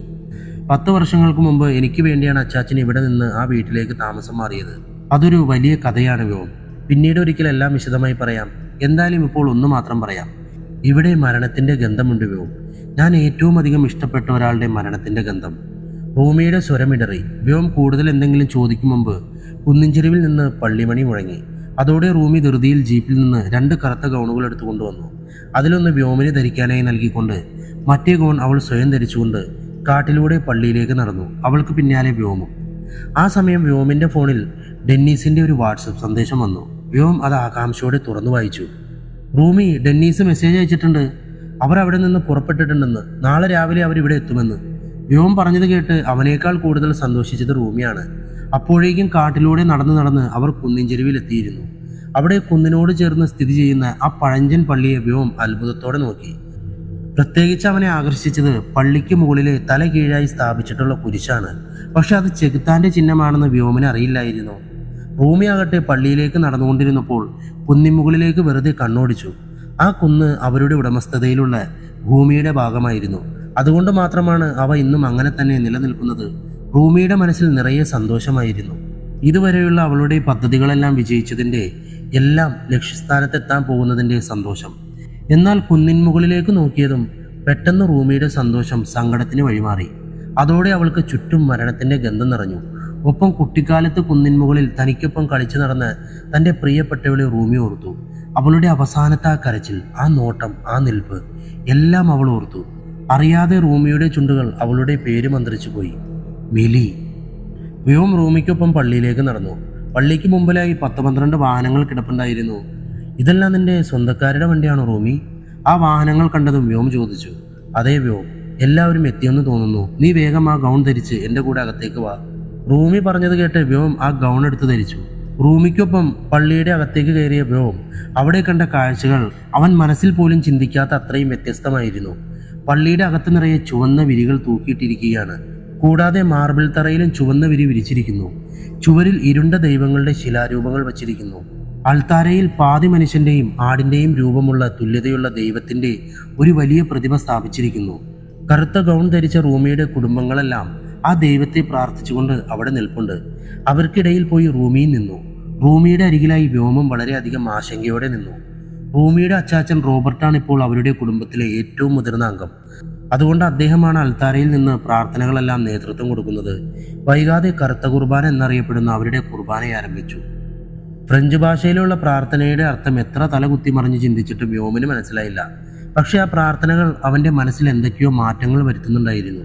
കറുത്ത കുർബാന പുരോഗമിക്കവേ അവരിൽ ഒരാളായി മാറാൻ വ്യോമിന് അധികം താമസമുണ്ടായിരുന്നില്ല. അവൻ്റെ ഉള്ളിലെ കാണാ കയങ്ങളിലേക്ക് ചെകുത്താൻ്റെ നീചശക്തികളുടെ ഇരുട്ട് പരക്കാൻ തുടങ്ങി. പ്രാർത്ഥന അവസാനിച്ചതും അൾത്താരയ്ക്ക് സമീപത്തുള്ള ചില്ല് ഗ്ലാസുകളിലായി വച്ചിട്ടുള്ള ചുവന്ന വെള്ളം എല്ലാവരും എടുത്ത് കുടിക്കാൻ തുടങ്ങി. വ്യോമും അതിൽ നിന്ന് ഒരെണ്ണം എടുത്തു കുടിച്ചു.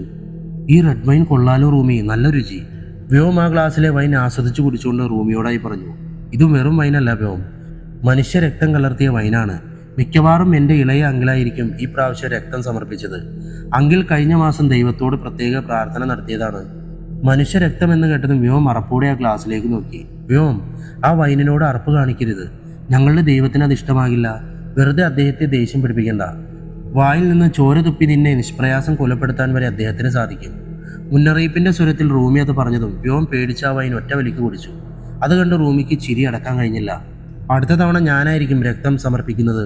കാരണം ഇന്നത്തെ കുർബാനയിൽ ദൈവത്തിൻ്റെ മുമ്പിൽ പ്രത്യേക പ്രാർത്ഥന നടത്താൻ പോകുന്നത് ഞാനാണ്. അതെന്തിനു വേണ്ടിയുള്ള പ്രാർത്ഥനയാണ് റൂമി? വ്യോമന് സംശയം. എല്ലാം നമുക്ക് വേണ്ടിയാണ് വ്യോം. നോക്ക്, ഇവിടെ ഇനി ഞാൻ ചെയ്യാൻ പോകുന്ന കാര്യങ്ങൾ നീ ഒരിക്കലും ചിന്തിക്കാത്തതായിരിക്കും. പക്ഷെ എല്ലാം നമുക്ക് വേണ്ടിയാണെന്ന് നീ ഓർക്കണം. എൻ്റെ പ്രാർത്ഥനയ്ക്കിടയിൽ തടസ്സമായി നീ വരരുത്. എൻ്റെ അപേക്ഷയാണിത്. റൂമി വ്യോമിൻ്റെ കയ്യിൽ പിടിച്ചുകൊണ്ട് പറഞ്ഞു. അവളുടെ വാക്കുകൾ കേട്ട് അവൻ്റെ ആശങ്ക വീണ്ടും വർദ്ധിച്ചു. ഞാൻ നിനക്ക് എൻ്റെ ബന്ധുക്കളെ പരിചയപ്പെടുത്തി തന്നില്ലല്ലോ, എൻ്റെ കൂടെ വാ. പള്ളിയിൽ പല ഭാഗങ്ങളിലായി കൂട്ടം കൂടി നിന്ന് സംസാരിക്കുന്ന ബന്ധുക്കളെ റൂമി വ്യോമിന് പരിചയപ്പെടുത്തി കൊടുത്തു. അപ്പോഴാണ് റോബർട്ട് റൂമിയെ ഉറക്കെ വിളിച്ചത്. റൂമി, ഇനി നിന്റെ പ്രത്യേക പ്രാർത്ഥനയ്ക്ക് വേണ്ടിയുള്ള സമയമാണ്. റോബർട്ട് പറഞ്ഞത് കേട്ടതും റൂമി വ്യോമിനെ നോക്കി. ആ സമയം അവളുടെ പ്രിയപ്പെട്ട പാമ്പ് റൂമിയുടെ കഴുത്തിൽ നിന്ന് വ്യോമിന്റെ ദേഹത്തേക്ക് ഇഴഞ്ഞു നീങ്ങി. പാമ്പ് ദേഹത്ത് കയറിയതും വ്യോം പൂർണ്ണമായും റൂമിയുടെ നിയന്ത്രണത്തിലായി. ശേഷം റൂമി വ്യോമിന്റെ അരികിലേക്ക് നടന്നു. അച്ചാച്ച, വ്യോമിന്റെ അരികിൽ തന്നെ നിൽക്കണം. അച്ചാച്ചന് അരികിലെത്തിയതും റൂമി പതുക്കെ പറഞ്ഞു. അതോടെ റോബർട്ട് വ്യോമിന്റെ അരികിലേക്ക് വന്നു. റൂമി ആകട്ടെ അൾത്താരയ്ക്ക് മുമ്പിലെത്തിയതും അവൾ ധരിച്ചിരുന്ന വസ്ത്രമെല്ലാം ഊരി മാറ്റാൻ തുടങ്ങി. പൂർണ്ണ നഗ്നയായി അവൾ അവരുടെ ദൈവത്തിന്റെ മുമ്പിൽ നിന്നു. എല്ലാ ബന്ധങ്ങളിൽ നിന്ന് മുക്തി പ്രാപിക്കുന്നതിനാണ് അവർ സ്വയം നഗ്നരാകുന്നത്. റൂമിയുടെ നിയന്ത്രണത്തിൽ നിൽക്കുന്ന വ്യോമിന് ആ കാഴ്ച ഒരു ആഘാതവും ഏൽപ്പിച്ചില്ല. അവൻ ശില കണക്കി റോബർട്ടിന്റെ അരികിൽ നിന്നു. അവൾ തുല്യതയുടെ ദൈവത്തിന് മുമ്പിൽ നിന്ന് ഫ്രഞ്ച് ഭാഷയിൽ ഉറക്കി എന്തൊക്കെയോ പറയാൻ തുടങ്ങി. അവർക്കൊപ്പം അവിടെ കൂടി നിന്നവരെല്ലാം അത് ഏറ്റുചൊല്ലി. പ്രത്യേക പ്രാർത്ഥന ചെയ്യാൻ മൃഗങ്ങളെ ബലി കൊടുക്കുക തുടങ്ങി പല മാർഗങ്ങളുണ്ടായിരുന്നു. എന്നാൽ റൂമി തിരഞ്ഞെടുത്തത് അല്പം കഠിനമായ ഒരു മാർഗമാണ്. പ്രാർത്ഥനയുടെ അവസാനം റൂമി അൾത്താരയിൽ മലർന്നു കിടന്നു.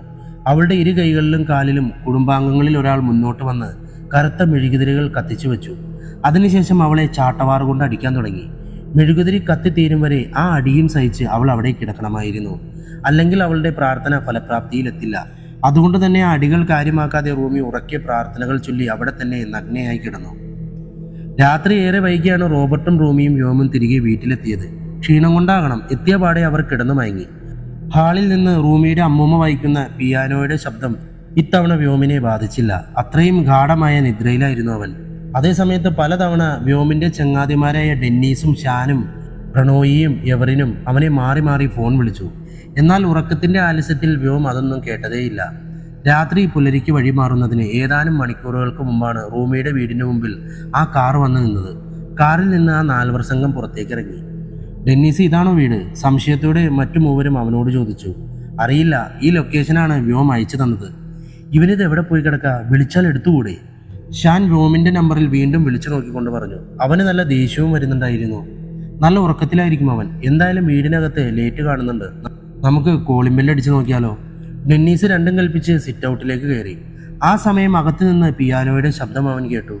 അകത്താരോ പിയാനോ വായിക്കുന്നുണ്ട്. ഈ രാത്രിയിലോ? ഷാനിന് അത്ഭുതം. ആരോ അകത്തുണ്ടെന്ന ഉറപ്പിന്മേൽ ഡെന്നീസ് കോളിംഗ് ബെല്ല് അടിച്ചു. ആദ്യ ശബ്ദം മുഴങ്ങിയപ്പോൾ തന്നെ അകത്തു നിന്ന് പിയാനോ വായന നിന്നു. വൈകാതെ വീടിന്റെ വാതിൽ അവർക്ക് മുമ്പിൽ തുറക്കപ്പെട്ടു. റൂമിക്ക് അച്ചാച്ചൻ മാത്രമുള്ളൂ എന്നല്ലേ വ്യോം പറഞ്ഞത്? വാതിലിന്റെ മുമ്പിൽ നിൽക്കുന്ന റൂമിയുടെ അമ്മൂമ്മയെ കണ്ടതും പ്രണോയ് സംശയത്തോടെ മറ്റു 3 പേരെ നോക്കി. റൂമിയുടെ വീട്? സംശയത്തോടെ ഡെന്നീസ് അവളുടെ അമ്മൂമ്മയോട് ചോദിച്ചു. അതെ, ഞാൻ റൂമിയുടെ അമ്മൂമ്മയാണ്. നിങ്ങളാരാ? അത് കേട്ടതും ഡെന്നീസിനും മറ്റു 3 പേർക്കും പകുതി ആശ്വാസം. ഞങ്ങൾ വ്യോമിന്റെ ഫ്രണ്ട്സാണ്. ഡെന്നീസ് പറഞ്ഞത് കേട്ടതും അമ്മൂമ്മ അവരെ 4 പേരെയും വീടിന്റെ അകത്തേക്ക് ക്ഷണിച്ചു. നിങ്ങളിവിടെ ഇരിക്കേ. വ്യോമും റൂമിയും പള്ളിയിൽ പോയി വന്ന ക്ഷീണത്തിൽ കിടന്നുറങ്ങുകയാണ്. ഞാൻ അദ്ദേഹത്തെ വിളിച്ചു വരാം. അമ്മൂമ്മ റോബർട്ടിന്റെ മുറിയിലേക്ക് നടന്നു. സോഫയിൽ ഇരിപ്പുണ്ടായ എവറിന് പിയാനോ കണ്ടതും അത് വായിക്കാനുള്ള മോഹമുദിച്ചു. ഹായ്, പിയാനോ ഞാൻ വായിക്കട്ടെ? പിയാനോ വായിക്കാനായി എവറിൻ സോഫയിൽ നിന്ന് എഴുന്നേറ്റു. ഡെന്നീസും ഷാനും പ്രണോയിയും അത് വേണ്ട എന്ന് പറഞ്ഞ് വിലക്കിയിട്ടും എവറിൻ അത് ചെവി കൊടുക്കാതെ പിയാനോയ്ക്ക് അരികിലേക്ക് നടന്നു. അവൻ അറിയുന്നില്ലല്ലോ ആ പിയാനോ അവനുള്ള മരണദൂതാണെന്ന്. അവന്റെ ജീവശ്വാസം ഒരു ഞൊടിക്കുള്ളിൽ അവസാനിപ്പിക്കാൻ തക്ക പ്രാപ്തിയുള്ള മരണദൂത്. അരുത്, ആ പിയാനോ വായിക്കരുത്. ആ ശബ്ദം കേട്ടതും എവറിൻ ഞെട്ടലോടെ പിന്തിരിഞ്ഞു നോക്കി. ഹാളിനപ്പുറമുള്ള ഇടനാഴിയിൽ നിൽപ്പുണ്ടായ റോബർട്ടായിരുന്നു അത്. അദ്ദേഹത്തെ കണ്ടതും മറ്റു 3 പേരും സോഫയിൽ നിന്ന് എഴുന്നേറ്റു. എവറിൻ തിരികെ അവർക്ക് അരികിൽ വന്ന് നിന്നു. ഞങ്ങൾ വ്യോമിന്റെ ഫ്രണ്ട്സാണ്. ഞാൻ ഡെന്നീസ്, ഇത് ഷാൻ, പ്രണോയ്, പിന്നെ ഇത് എവറിൻ. ഡെന്നീസ് അവനെയും മറ്റു 3 റോബർട്ടിന് പരിചയപ്പെടുത്തി കൊടുത്തു. വ്യോമും റൂമിയും നല്ല ഉറക്കത്തിലാണ്. ഇപ്പോൾ അവരെ ശല്യപ്പെടുത്താൻ നിൽക്കണ്ട. നിങ്ങൾക്കും യാത്ര ചെയ്ത് നല്ല ക്ഷീണമുണ്ടാകുമല്ലോ. വാ, ഞാൻ മുറി കാണിച്ചു തരാം. റോബർട്ട് അവർക്ക് ഇടനാഴിയിലുള്ള 2 മുറികൾ കാണിച്ചു കൊടുത്തു. ഒരു മുറിയിൽ ഡെന്നീസും പ്രണോയും മറ്റേ മുറിയിൽ എവറിനും ഷാനുമായി കിടന്നു. വിശ്രമിക്കാനായി മുറിയിലേക്ക് പോകുമ്പോഴും എവറിന്റെ ശ്രദ്ധ പിയാനോയിൽ തന്നെയാണ്. ഇവിടെ നിന്ന് പോകുന്നതിന് 1 ദിവസം മുമ്പെങ്കിലും ഈ പിയാനോ വായിക്കണമെന്ന് അവൻ മനസ്സിൽ തീരുമാനിച്ചുറപ്പിച്ചു. അടുത്ത ദിവസം രാവിലെ ഉറക്കം കഴിഞ്ഞ് എഴുന്നേറ്റ് വന്ന വ്യോം ഹാളിലിരുന്ന് ചായ കുടിക്കുന്ന ആ 4 സംഘത്തെ കണ്ടതും ഞെട്ടിത്തരിച്ച് നിന്നുപോയി. ഡാ, നിങ്ങളെപ്പോഴും വന്നേ? വ്യോം അവന്മാർക്ക് അരികിലേക്ക് നടന്നു. ഇന്നലെ രാത്രി എത്ര തവണ വിളിച്ചു വ്യോം? ഷാനായിരുന്നു പറഞ്ഞത്. ഞാൻ കേട്ടില്ലടാ, നല്ല ക്ഷീണമുണ്ടായിരുന്നു, അതുകൊണ്ട് ഉറങ്ങിപ്പോയി. വ്യോം ഫോണിൽ അവരുടെ മിസ്ഡ് കോളുകൾ നോക്കിക്കൊണ്ട് പറഞ്ഞു. അപ്പോഴേക്കും റൂമിയും അവിടേക്ക് വന്നു. റൂമി അവർക്കെല്ലാം വ്യോം പരിചയപ്പെടുത്തി കൊടുത്തു. തിരികെ റൂമിക്കും അവരെയും. അല്ല, റൂമിയുടെ അമ്മൂമ്മ എവിടെ പോയി? പ്രണോയ് ചോദിച്ചത് കേട്ട് റൂമിക്കൊന്നും മനസ്സിലായില്ല. റൂമിയുടെ അമ്മൂമ്മയുടെ കാര്യമാണ് ചോദിച്ചത്. ഇന്നലെ രാത്രി അമ്മൂമ്മയാണ് വാതിൽ തുറന്നു തന്നത്. എവിടെ പോയി? എവറിൻ ഇടനാഴിക്ക് അപ്പുറത്തേക്ക് എത്തി നോക്കി. റൂമി എന്തു പറയണമെന്നറിയാതെ വ്യോമിനെ നോക്കി. എടാ, ഇവിടെ അടുത്തൊരു പുഴയുണ്ട്. നമുക്ക് വൈകുന്നേരമാകുമ്പോൾ അവിടേക്ക് മീൻ പിടിക്കാനായി പോകാം കേട്ടോ. വ്യോം ആ കാര്യം മാറ്റാനായി പറഞ്ഞു. എന്നിട്ട് ആ 4 പേരുടെയും ഒപ്പം ഇരുന്ന് എന്തൊക്കെയോ വിശേഷങ്ങൾ പറയാൻ തുടങ്ങി. റൂമി അടുക്കളയിൽ ഭക്ഷണം പാകം ചെയ്യുന്ന റോബർട്ടിന്റെ അരികിലേക്ക് വന്നു. അവരിന്നലെ ത്രേസിയെ കണ്ടിരുന്നു. ഞാൻ അറിഞ്ഞു. അമ്മൂമ്മയെ പിടിച്ച് അവർ തിരിച്ചു പോകുമോ എന്നാണ് എൻ്റെ പേടി. റൂമിയുടെ വാക്കുകളിലെല്ലാം വല്ലാത്ത വ്യാകുലത തങ്ങി നിൽക്കുന്നു. ആ ആശങ്ക എനിക്കും ഇല്ലാതില്ല റൂമി. അതുകൊണ്ട് നിനക്ക് എന്താണോ ചെയ്യാനുള്ളത് അത് എത്രയും പെട്ടെന്ന് പൂർത്തിയാക്കുന്നതാണ് നല്ലത്. റോബർട്ട് പറഞ്ഞത് റൂമിയും ശരിവെച്ചു. നാളെ വെള്ളിയാഴ്ച. നാളെ രാത്രിക്കുള്ളിൽ എൻ്റെ പദ്ധതി ഞാൻ പൂർത്തിയാക്കിയിരിക്കും. അച്ചാച്ചൻ എൻ്റെ ഒപ്പം നിന്നാൽ മാത്രം മതി. റൂമി എന്തൊക്കെയോ മനസ്സിൽ കണക്ക് കൂട്ടിയാണ് അത് പറഞ്ഞത്. അപ്പോൾ വ്യോം, നീ പറഞ്ഞു വരുന്നത് ഇവിടെ റൂമിയുടെ അമ്മൂമ്മയുടെ പ്രേതമുണ്ടെന്നാണോ? വ്യോമിനൊപ്പം പുഴക്കരയിലേക്ക് നടന്നുകൊണ്ടിരുന്നപ്പോൾ അവൻ പറഞ്ഞത് വിശ്വസിക്കാൻ കഴിയാതെ എവറിൻ ചോദിച്ചു. എവറിന് മാത്രമല്ല, മറ്റു 3 പേർക്കും ആ സംശയമുണ്ടായിരുന്നു. വ്യോം കാര്യങ്ങൾ കൂടുതൽ വിശദീകരിച്ചു പറഞ്ഞു. അവൻ പറഞ്ഞതെല്ലാം പൂർണ്ണമായും വിശ്വസിക്കാൻ തയ്യാറായില്ലെങ്കിലും എവറിന് പിയാനോ വായിക്കാനുള്ള ആഗ്രഹം ഇതോടെ അവസാനിച്ചിരുന്നു. അപ്പോഴേക്കും അവർ പുഴക്കരയിലെത്തി. തെളിനീരൊഴുകുന്ന ജലത്തിൽ മഴക്കാർ മൂടിയ ആകാശത്തിന്റെ പ്രതിബിംബം വ്യക്തമായിരുന്നു. പുഴ കണ്ടതും പ്രണോയ് ഷർട്ടൂരി വെള്ളത്തിലേക്ക് എടുത്തു ചാടി. അവന് പിന്നാലെ എവറിനും. ഷാൻ പുഴക്കരയിൽ കൽപ്പടവിലിരുന്ന് ചൂണ്ടയിടാൻ തുടങ്ങി. വ്യോമും ഡെന്നീസും ഷാനിനരികിലായി പടവിലിരുന്നു. വ്യോം, ഇന്നലെ എൻ്റെ ഡാഡി എന്നെ വിളിച്ചപ്പോൾ 2 ദിവസമായി നിന്റെ അച്ഛനെ കോണ്ടാക്ട് ചെയ്തിട്ട് കിട്ടുന്നില്ലെന്ന് പറഞ്ഞു. നീ വേണമെങ്കിലിനെ ഫോൺ വിളിച്ചിരുന്നോ? ഡെന്നീസ് വ്യോമിനോട് ചോദിച്ചു. ഇല്ല ഡെന്നീസ്, വീട്ടിൽ നിന്ന് വഴക്കിട്ടാ ഞാൻ ഇറങ്ങിയതെന്ന് പറഞ്ഞില്ലേ? സത്യം പറയാലോ വ്യോം, എനിക്കിപ്പോഴും നിന്റെ കാര്യം വിശ്വസിക്കാൻ പറ്റുന്നില്ല. അങ്ങനെ ഒരാളിൽ ഉറച്ചു നിൽക്കുന്ന സ്വഭാവമായിരുന്നില്ലല്ലോ നിന്റേത്. ഷാനിന് ചൂണ്ടയിടുമ്പോഴും ശ്രദ്ധ വ്യോമിൻ്റെയും ഡെന്നീസിൻ്റെയും സംസാരത്തിൽ തന്നെയായിരുന്നു. അത് ഞാനും സമ്മതിക്കുന്നു. ഇതിനു മുമ്പുണ്ടായ റിലേഷൻഷിപ്സുകളിൽ നിന്ന് വ്യത്യസ്തമായി റൂമിക്ക് മാത്രം എന്താണ് വ്യോം ഇത്രയും പ്രത്യേകത? അവൾക്ക് വേണ്ടി നീ നിന്റെ അച്ഛനെ വരെ വേണ്ടെന്ന് വെച്ചെങ്കിൽ ഇത് കുറച്ചധികം സീരിയസ് ആണല്ലോ വ്യോം. പുഴയിൽ നീന്തിക്കൊണ്ടിരുന്നപ്പോൾ പ്രണോയ് പറഞ്ഞു. അവരുടെ സംസാരമെല്ലാം കേട്ട് വ്യോമിന് ചിരി വന്നു. മറ്റെല്ലാവരെയും പോലെയല്ല റൂമി, അവൾ എനിക്ക് കുറച്ച് സ്പെഷ്യലാണ്. ഇത് തന്നെയല്ലേ വ്യോം നീ മൈഥിലിയെക്കുറിച്ചും പറഞ്ഞത്? മൈഥിലിയുടെ കാര്യം പറഞ്ഞ ശേഷമാണ് അത് പറയേണ്ടിയിരുന്നില്ല എന്ന് എവറിന് തോന്നിയത്. മൈഥിലിയെ പോലെയല്ല റൂമി. റൂമി ഒരിക്കലും ഉപേക്ഷിക്കാൻ എനിക്ക് കഴിയില്ല. അവളില്ലാതെ എനിക്ക് പറ്റില്ല. മൈഥിലിയെ ഞാൻ വേണ്ടെന്ന് വെച്ചതാണ്, എന്നിട്ടും അവളാണ്. വ്യോം പറഞ്ഞത് പൂർത്തിയാകാതെ നിർത്തി. ഞാൻ ചോദിക്കാൻ വിട്ടു, മൈഥിലി ആത്മഹത്യ ചെയ്ത ആ കേസ് എന്തായി? ഡെന്നീസ് ആ കേസിനെ കുറിച്ച് കൂടുതൽ അറിയാൻ ചോദിച്ചു. അത് അച്ഛൻ സോൾവ് ചെയ്തു. നിന്റെ അച്ഛനും അമ്മയും ശരിക്കും സൂപ്പറാണ് വ്യോം. നീ എന്ത് തെറ്റ് ചെയ്താലും അവർ രക്ഷിക്കുമല്ലോ. അതൊക്കെ എൻ്റെ അച്ഛൻ. ഞാൻ ജയിലിൽ കിടക്കട്ടെ എന്ന് വിചാരിക്കും. പ്രണോയ് അഭിപ്രായപ്പെട്ടു. അത് കേട്ടപ്പോൾ വ്യോമിന് അച്ഛനെയും അമ്മയും ഉപേക്ഷിച്ചു വന്നതിൽ വല്ലാത്ത വിഷമം തോന്നി. അവൻ ഫോണെടുത്ത് അച്ഛൻ്റെ നമ്പറിൽ വിളിക്കാൻ തുടങ്ങി. പെട്ടെന്ന് റൂമിയുടെ കാര്യം ഓർത്തപ്പോൾ അവനത് വേണ്ടെന്ന് വെച്ചു. ഫോണും ധരിച്ചിരിക്കുന്ന ഷർട്ടും ഊരി നിലത്ത് വെച്ച് അവനും പുഴയിലേക്ക് എടുത്തു ചാടി. വ്യോം, എന്നാണ് ബാച്ചിലർ പാർട്ടി? എവറിൻ ചോദിച്ചു. അതിനെക്കുറിച്ച് ഞാൻ പറയാൻ നിൽക്കുമായിരുന്നു. ശനിയാഴ്ച റൂമിയുടെ റിലേറ്റീവ്സ് എല്ലാം എത്തും. അവരൊക്കെ വന്നാൽ പിന്നെ വീട്ടിൽ നല്ല തിരക്കും ബഹളവുമായിരിക്കും. നാളെ ഫ്രൈഡേ, നമുക്ക് നാളെ ബാച്ചിലർ പാർട്ടി നടത്താം. വ്യോമിൻ്റെ അഭിപ്രായത്തെ അവർ 4 പേരും ശരിവെച്ചു. ഇപ്പോൾ ഈ നിമിഷം ബാച്ചിലർ പാർട്ടി നടത്താൻ അവർ തയ്യാറായിരുന്നു. വ്യോം എവറിനും പ്രണോയ്ക്കുമൊപ്പം പുഴയിൽ നീന്തിക്കൊണ്ടേയിരുന്നു. ഡെന്നീസും ഷാനും മീൻ പിടിക്കുന്ന തിരക്കിലായിരുന്നു. ഇത്രയും നേരമായിട്ടും അവർക്കൊരു മീൻ പോലും കിട്ടാതിരുന്നത് ശരിക്കും കഷ്ടം. പുഴയുടെ ആഴങ്ങളിലേക്ക് നീന്തി തിമിർക്കുമ്പോൾ പെട്ടെന്ന് വ്യോമിന് മൈഥിലിയെ ഓർമ്മ വന്നു. ഇതേപോലൊരു വെള്ളത്തിൽ മുങ്ങിത്താഴ്ന്നാണ് അവൾ മരണത്തെ പുലുകിയത്. അവളുടെ മരണത്തിന് പറയാൻ ഒരു ചതിയുടെ കഥയുണ്ടായിരുന്നു. ജീവിതകാലം മുഴുവനും കൂടെയുണ്ടാകുമെന്ന് കരുതിയവൻ സ്നേഹം നടിച്ച് ചതിച്ച് പാതി വഴിയിൽ ഉപേക്ഷിച്ചു പോയ ഒരുവളുടെ കഥ. Justice for Maithili. കോളേജ് ക്യാമ്പസിലെമ്പാടും മൈഥിലിക്ക് നീതി തേടിയുള്ള മുദ്രാവാക്യങ്ങൾ മുഴങ്ങി. അവളുടെ ആത്മഹത്യക്കുറിപ്പിൽ എഴുതിയിരിക്കും പോലെ അവളുടെ മരണത്തിന് കാരണക്കാരനായവന് അർഹിക്കുന്ന ശിക്ഷ നൽകാനായിരുന്നു ദിവസങ്ങളായി കോളേജ് വിദ്യാർത്ഥികൾ സമരം നടത്തിയിരിക്കുന്നത്. അതിന് നേതൃത്വം നൽകിക്കൊണ്ട് മൈഥിലിയുടെ ഹോസ്റ്റൽ റൂംമേറ്റായ റൂമിയും ഉണ്ടായിരുന്നു. സമരം പുരോഗമിക്കവേ ഏവരെയും നടുക്കിക്കൊണ്ട് മൈഥിലിയുടെ മരണത്തിന് കാരണക്കാരനായ വ്യോമിന് ജാമ്യം കിട്ടിയെന്ന വാർത്ത അവരെ തേടി വന്നു. എനിക്കവനെ കാണണം. അവൻ കാരണമാണ് നമ്മുടെ മൈഥിലി. 3 മാസം ഗർഭിണിയായിരുന്നു അവൾ. ആരുമില്ലാത്ത ഒരു അനാഥ കുട്ടി. അവൻ അവളുടെ അവസ്ഥയെങ്കിലും ഒന്ന് ആലോചിക്കാമായിരുന്നു. റൂമിയുടെ ശബ്ദമിടറി. കേസ് വിസ്താരം നടക്കുന്ന ദിവസം കോടതിയിൽ വിദ്യാർത്ഥികൾക്കൊപ്പം അവളും ഉണ്ടായിരുന്നു. തെളിവുകളും സാക്ഷികളുമെല്ലാം വ്യോമിന് അനുകൂലമായിരുന്നു. മൈഥിലി വർഷങ്ങളായി മാനസികമായി പ്രശ്നങ്ങൾ അനുഭവിക്കുന്ന കുട്ടിയാണെന്ന് അവളുടെ അനാഥാലയത്തിലെ സിസ്റ്റർ പറഞ്ഞു. മാത്രമല്ല പോസ്റ്റ്മോർട്ടം റിപ്പോർട്ടിൽ അവൾ ഗർഭിണിയാണെന്നൊന്നും ഉണ്ടായിരുന്നില്ല. ഒടുവിൽ കോടതി മൈഥിലിയുടെ ആത്മഹത്യയിൽ വ്യോമിന് യാതൊരുവിധ പങ്കുമില്ലെന്ന നിഗമനത്തിൽ കോടതി എത്തി. വൈകാതെ വിദ്യാർത്ഥികളുടെ പ്രതിഷേധത്തെ കാറ്റിൽ പറത്തിക്കൊണ്ട് വ്യോം കുറ്റവിമുക്തനാവുകയും ചെയ്തു. കോടതി വിധിയേക്കാൾ റൂമി ഞെട്ടിയത് വ്യോമിനെ കണ്ടിട്ടാണ്. വിധി പറഞ്ഞപ്പോൾ ചിരിച്ച മുഖവുമായി പ്രതിക്കൂട്ടിൽ നിന്ന വ്യോം ആ മുഖം അവളെ 10 വർഷം പിന്നോട്ടേക്ക് കൊണ്ടുപോയി. ഓർമ്മകളിൽ അവളുടെ പ്രിയപ്പെട്ടവൾ നിറഞ്ഞു. അവളെ ഉപദ്രവിക്കുമ്പോഴുണ്ടായ അവൻ്റെ അതേ ചിരി വീണ്ടും അതാ അവളുടെ കൺമുന്നിൽ. പിന്നീട് റൂമി അവനെ വിടാതെ പിന്തുടരാൻ തുടങ്ങി. ഒരു നിമിഷം കൊണ്ട് അവനെ ഇല്ലാതാക്കാൻ അവൾക്ക് കഴിയുമായിരുന്നു. പക്ഷേ മൈഥിലി അനുഭവിച്ച അതേ ചതിയുടെ വേദന അവനും അറിയണമെന്ന് റൂമിക്ക് തോന്നി. പകരത്തിന് പകരം ഒടുവിൽ അവൾ അവളുടെ ലക്ഷ്യത്തിലേക്കുള്ള ഓരോ പടവുകൾ കയറാൻ തുടങ്ങി. കയറി ഒടുവിൽ അവൾ ഏറ്റവും അവസാനത്തെ പടവിൽ എത്തിയിരിക്കുകയാണ്. ഇനി അവളുടെ ലക്ഷ്യത്തിന് വേണ്ടത് കേവലം ഒരു ദിനം. അർദ്ധരാത്രി ഹാളിൽ നിന്നും കേൾക്കുന്ന പിയാനോയുടെ ശബ്ദം സഹിക്കാൻ കഴിയാതെ ഡെന്നിസ് തിരിഞ്ഞും മറിഞ്ഞും കിടന്നു. അവനരികിൽ കിടക്കുന്ന പ്രണോയാകട്ടെ കൂർക്കം വലിച്ചുറങ്ങുകയാണ്. പിയാനോ സംഗീതത്തെക്കാളും അവൻ്റെ കൂർക്കം വലിയാണ് കൂടുതൽ അരോചകം. ഇനി ഇവിടെ കിടന്നാൽ ശരിയാവില്ലെന്ന് കണ്ട് ഡെന്നിസ് ബെഡിൽ നിന്ന് എഴുന്നേറ്റ് മുറിയുടെ പുറത്തേക്ക് നടന്നു. ഹാളിലേക്ക് പോകാതെ ഇടനാഴി കടന്ന് അവൻ അടുക്കളയിലേക്ക് നടന്നു. അടുക്കളവാതിൽ തുറന്ന് പുറത്തേക്ക് ഇറങ്ങി. നിലാവ് മൂടിയ രാവിനേക്കാൾ മൂടൽമഞ്ഞിന് കനം ഏറി വരികയാണ്. തണുപ്പ് സഹിക്കാൻ കഴിയാതെ ഡെന്നിസ് പോക്കറ്റിൽ നിന്ന് ഒരു സിഗരറ്റ് എടുത്ത് വലിച്ചു. പെട്ടെന്ന് അവൻ റൂമിയുടെ മുറിയിൽ നിന്നൊരു ശബ്ദം കേട്ടു. ജനാലയിലൂടെ റൂമിയുടെ മുറിയിലേക്ക് എത്തി നോക്കിയ ഡെന്നിസ് കറുത്ത ഗൗൺ ധരിച്ച റൂമി പ്രാർത്ഥനാമുറിയുടെ വാതിൽ തുറന്ന് പുറത്തേക്ക് ഇറങ്ങി വരുന്നത് കണ്ടു.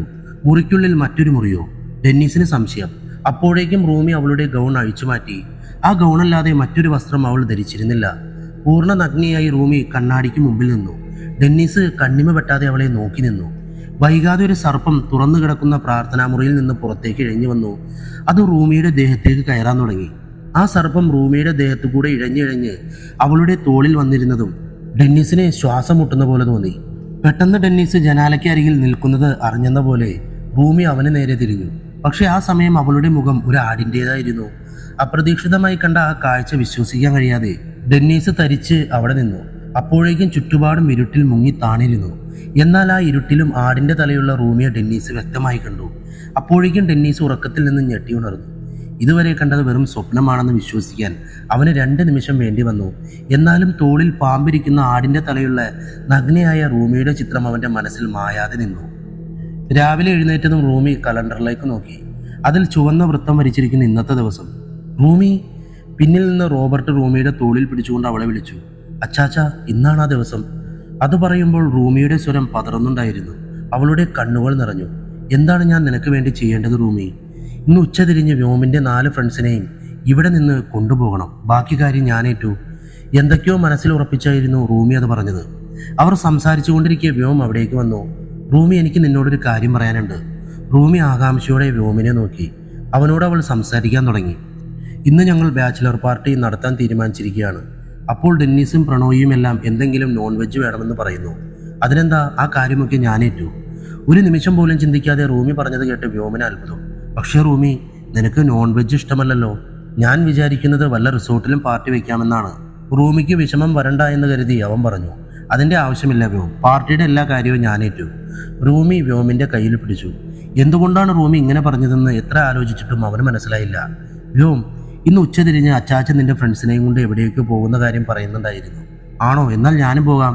വ്യോം ഒരു നിമിഷം പോലും ചിന്തിക്കാതെ പറഞ്ഞു. വേണ്ട വ്യോം, നീ പോകണ്ട. നീ എന്നെ രാത്രിയിലെ പാർട്ടിക്ക് വേണ്ട അറേഞ്ച്മെൻറ്റ്സ് ചെയ്യാൻ സഹായിക്കേ. ഓക്കെ, അങ്ങനെ ആകട്ടെ. റൂമിയുടെ കവിളിൽ പിടിച്ചുകൊണ്ട് അവളുടെ വാക്കുകൾ വ്യോം സമ്മതം അറിയിച്ചു. രാവിലെ തന്നെ വീടിന് വെളിയിൽ 2 പേരടങ്ങുന്ന 2 ഗ്രൂപ്പുകളായി തിരിഞ്ഞ് ഷട്ടിൽ കളിക്കുകയായിരുന്നു ഡെന്നീസും പ്രണോയിയും എവറിനും ഷാരും. റൂമിയും റോബർട്ടും അവരുടെ കളിയും വീക്ഷിച്ചുകൊണ്ട് ഗാർഡനിൽ നിൽപ്പുണ്ടായിരുന്നു. വ്യോം അവിടേക്ക് വന്നതും കളിച്ച അവശനായ ഡെന്നീസ് ഷട്ടിൽ ബാറ്റ് അവന് കൈമാറിക്കൊണ്ട് വീടിൻ്റെ അകത്തേക്ക് നടന്നു. ഫ്രിഡ്ജിൽ നിന്ന് വെള്ളമെടുത്ത് കുടിക്കവേ ഡെന്നീസിൻ്റെ ശ്രദ്ധ തുറന്നു കിടക്കുന്ന റൂമിയുടെ മുറിയിലേക്ക് നീണ്ടു. പെട്ടെന്ന് രാത്രി അവൻ കണ്ട സ്വപ്നമോർത്തു. കുറച്ചു നേരം അവൻ ആ മുറിയിലേക്ക് തന്നെ നോക്കി നിന്നു. ശേഷം രണ്ടും കൽപ്പിച്ച് അവൻ ആ മുറിക്ക് അകത്തേക്ക് നടന്നു. പ്രത്യക്ഷത്തിൽ അവിടെ ഒരു വാതിലും കാണാനുണ്ടായിരുന്നില്ല. മുറിയിൽ നിന്ന് തിരിച്ചു നടക്കാനൊരുങ്ങി ഡെന്നീസ് വെറുതെ സ്വപ്നത്തിൽ റൂമി ഇറങ്ങി വരുന്നുണ്ടായിടത്തെ ചൂര് വെറുതെ തള്ളി നോക്കി.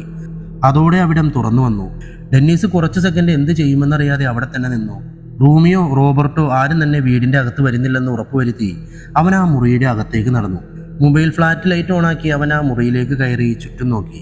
മുറിയുടെ അറ്റത്ത് നക്ഷത്ര മാതൃകയിലിരിക്കുന്ന ആടിൻ്റെ രൂപമുള്ള ആ തുല്യതയുടെ ദൈവത്തിൻ്റെ ചിത്രം കണ്ടതും ഡെന്നീസിൻ്റെ കയ്യിൽ നിന്ന് ഫോൺ താഴെ വീണു. നിലത്ത് നിന്ന് ധൃതിയിൽ ഫോണെടുത്ത് അവൻ മുറിയിൽ നിന്ന് പുറത്തേക്ക് ഓടി. അപ്പോഴും അവൻ്റെ ഉള്ളം ആ തുല്യതയുടെ ദൈവത്തിൻ്റെ പേര് മന്ത്രിക്കുന്നുണ്ടായിരുന്നു. ബാഫോമെറ്റ്. തുല്യതയുടെ പ്രതിരൂപമാണ് ബാഫോമെറ്റ്. ദൈവമായും പിശാചായും ആളുകൾ ബാഫോമെറ്റിനെ കാണുന്നു, ആരാധിക്കുന്നു, വെറുക്കുന്നു. തുല്യവും വിപരീതവുമായ ശക്തികളുള്ള പാതി മനുഷ്യനും പാതി മൃഗവും ചേർന്ന രൂപം. ഒരു ഭാഗം സ്ത്രീയുടെയും മറ്റൊരു ഭാഗം പുരുഷൻ്റെയും. നന്മയായും തിന്മയായും ആ രൂപത്തെ കരുതുന്നവർ.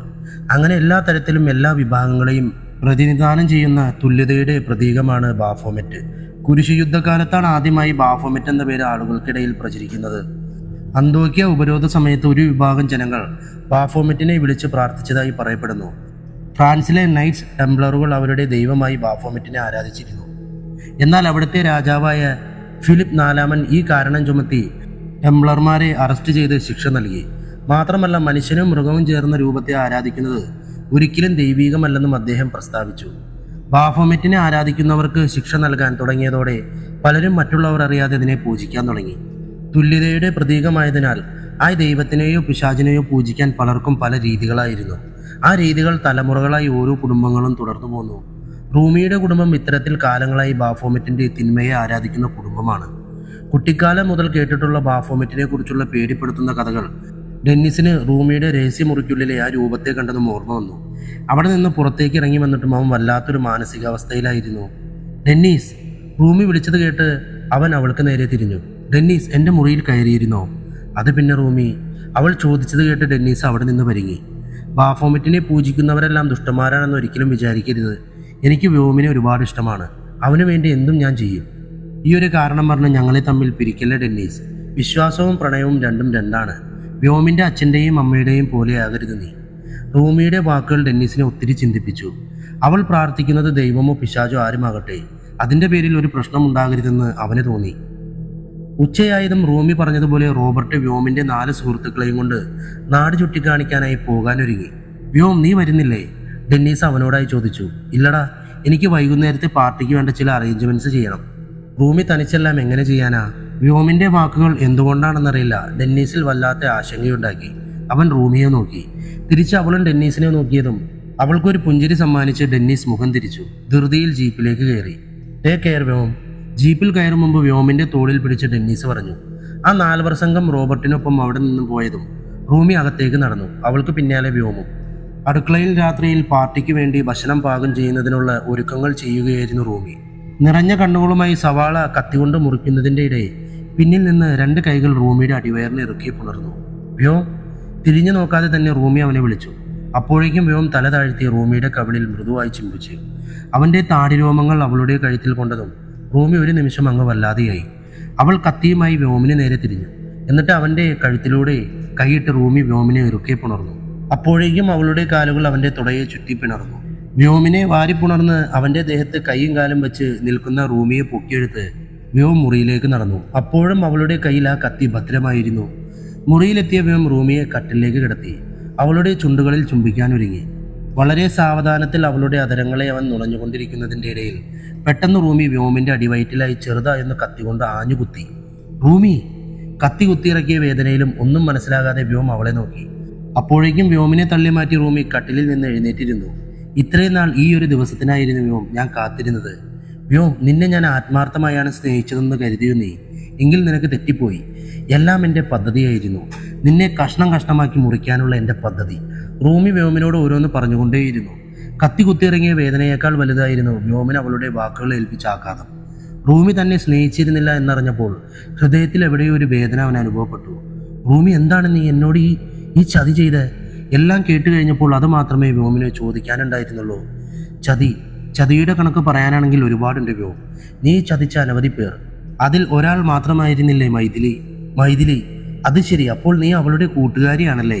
വ്യോമിൻ്റെ ചോദ്യം കേട്ട് റൂമി ചിരിച്ചു. അവൾ അതിന് മറുപടി പറയാതെ വ്യോമിൻ്റെ ചോര പറ്റിപ്പിടിച്ചിരിക്കുന്ന കത്തിയുടെ അരികിലൂടെ ചെറുതായെന്ന് വിരലോടിച്ചു. ഞാൻ നിന്നെ കൊല്ലുന്നത് ഒരിക്കലും മൈഥിലിക്ക് വേണ്ടി മാത്രമല്ല വ്യോം, എൻ്റെ പ്രിയപ്പെട്ട ഒരു കൂട്ടുകാരിക്കും കൂടി വേണ്ടിയാണ്. 10 വർഷങ്ങൾക്ക് മുമ്പ് അവളോട് നീ ചെയ്തത് ഞാൻ ഒരിക്കലും മറക്കില്ല വ്യോം. വ്യോമിന് എന്തിനെക്കുറിച്ചാണ് റൂമി പറയുന്നതെന്ന് മനസ്സിലായില്ല. നിനക്ക് ആ ദിവസം ഓർമ്മയുണ്ടാകില്ലെന്ന് എനിക്കറിയാം. പക്ഷെ ആ ദിവസം ഞാൻ ഒരിക്കലും മറക്കില്ല. ഇന്ന് നീ ചെയ്ത ആ പ്രവൃത്തി, ആ കാഴ്ച എന്നെ വേട്ടയാടുന്നുണ്ട്. റൂമിയുടെ സ്വരമിടറി. കുന്നിൻ താഴ്വരയിലുള്ള ആ റിസോർട്ടിലെ ചില്ലുജാലകത്തിലൂടെ അകത്തേക്ക് എത്തി നോക്കി. പേടിയോടെ നിന്ന 12 വയസ്സുകാരിയായി അവൾ മാറി. പെട്ടെന്ന് എന്തോ ഓർത്ത ദേഷ്യത്തിൽ റൂമി വ്യോമിനെ ഒരിക്കൽ കൂടി കത്തികൊണ്ട് കുത്തി. റൂമി! വ്യോം നിസ്സഹായായി അവളെ നോക്കി. ഇല്ല വ്യോം, ഇനി നിനക്ക് രക്ഷയില്ല. എന്ത് കാരണം കൊണ്ടാണ് ഞാൻ നിന്നെ കൊല്ലുന്നതെന്ന് പോലും അറിയാതെ നീ മരിക്കും. അങ്ങനെ ഒരു തരത്തിലും ചെയ്ത തെറ്റിനെ പശ്ചാത്തപിക്കാനുള്ള അവസരം ഞാൻ നിനക്ക് തരില്ല. റൂമിയുടെ വാക്കുകൾ ഉറച്ചതായിരുന്നു.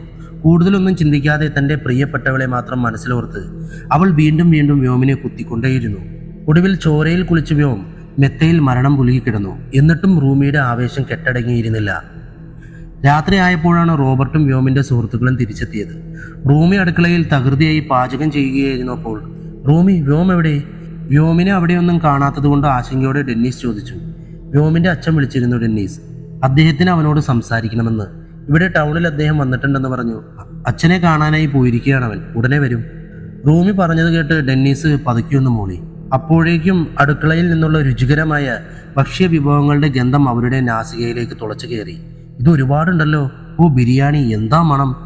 എവറിനും ഷാനും പ്രണോയിയും ഓരോ പാത്രങ്ങളും മാറ്റി നോക്കിക്കൊണ്ട് പറഞ്ഞു. ഉച്ചയ്ക്ക് ഭക്ഷണമൊന്നും കഴിക്കാത്തതുകൊണ്ടും ഒരുപാട് ദൂരം യാത്ര ചെയ്തതുകൊണ്ടും അവർക്ക് നല്ല ക്ഷീണവും വിശപ്പും ഉണ്ടായിരുന്നു. ആദ്യമായാണ് ഞാൻ നോൺ വെജ് പാചകം ചെയ്യുന്നത്. അതുകൊണ്ട് രുചി ഉണ്ടാകുമോ എന്നറിയില്ല. ഒരു കാര്യം ചെയ്യേ, നിങ്ങൾ കൈ കഴുകി ഡൈനിങ് റൂമിലിരിക്കെ, ഞാൻ അപ്പോഴേക്കും ഭക്ഷണം എടുക്കാം.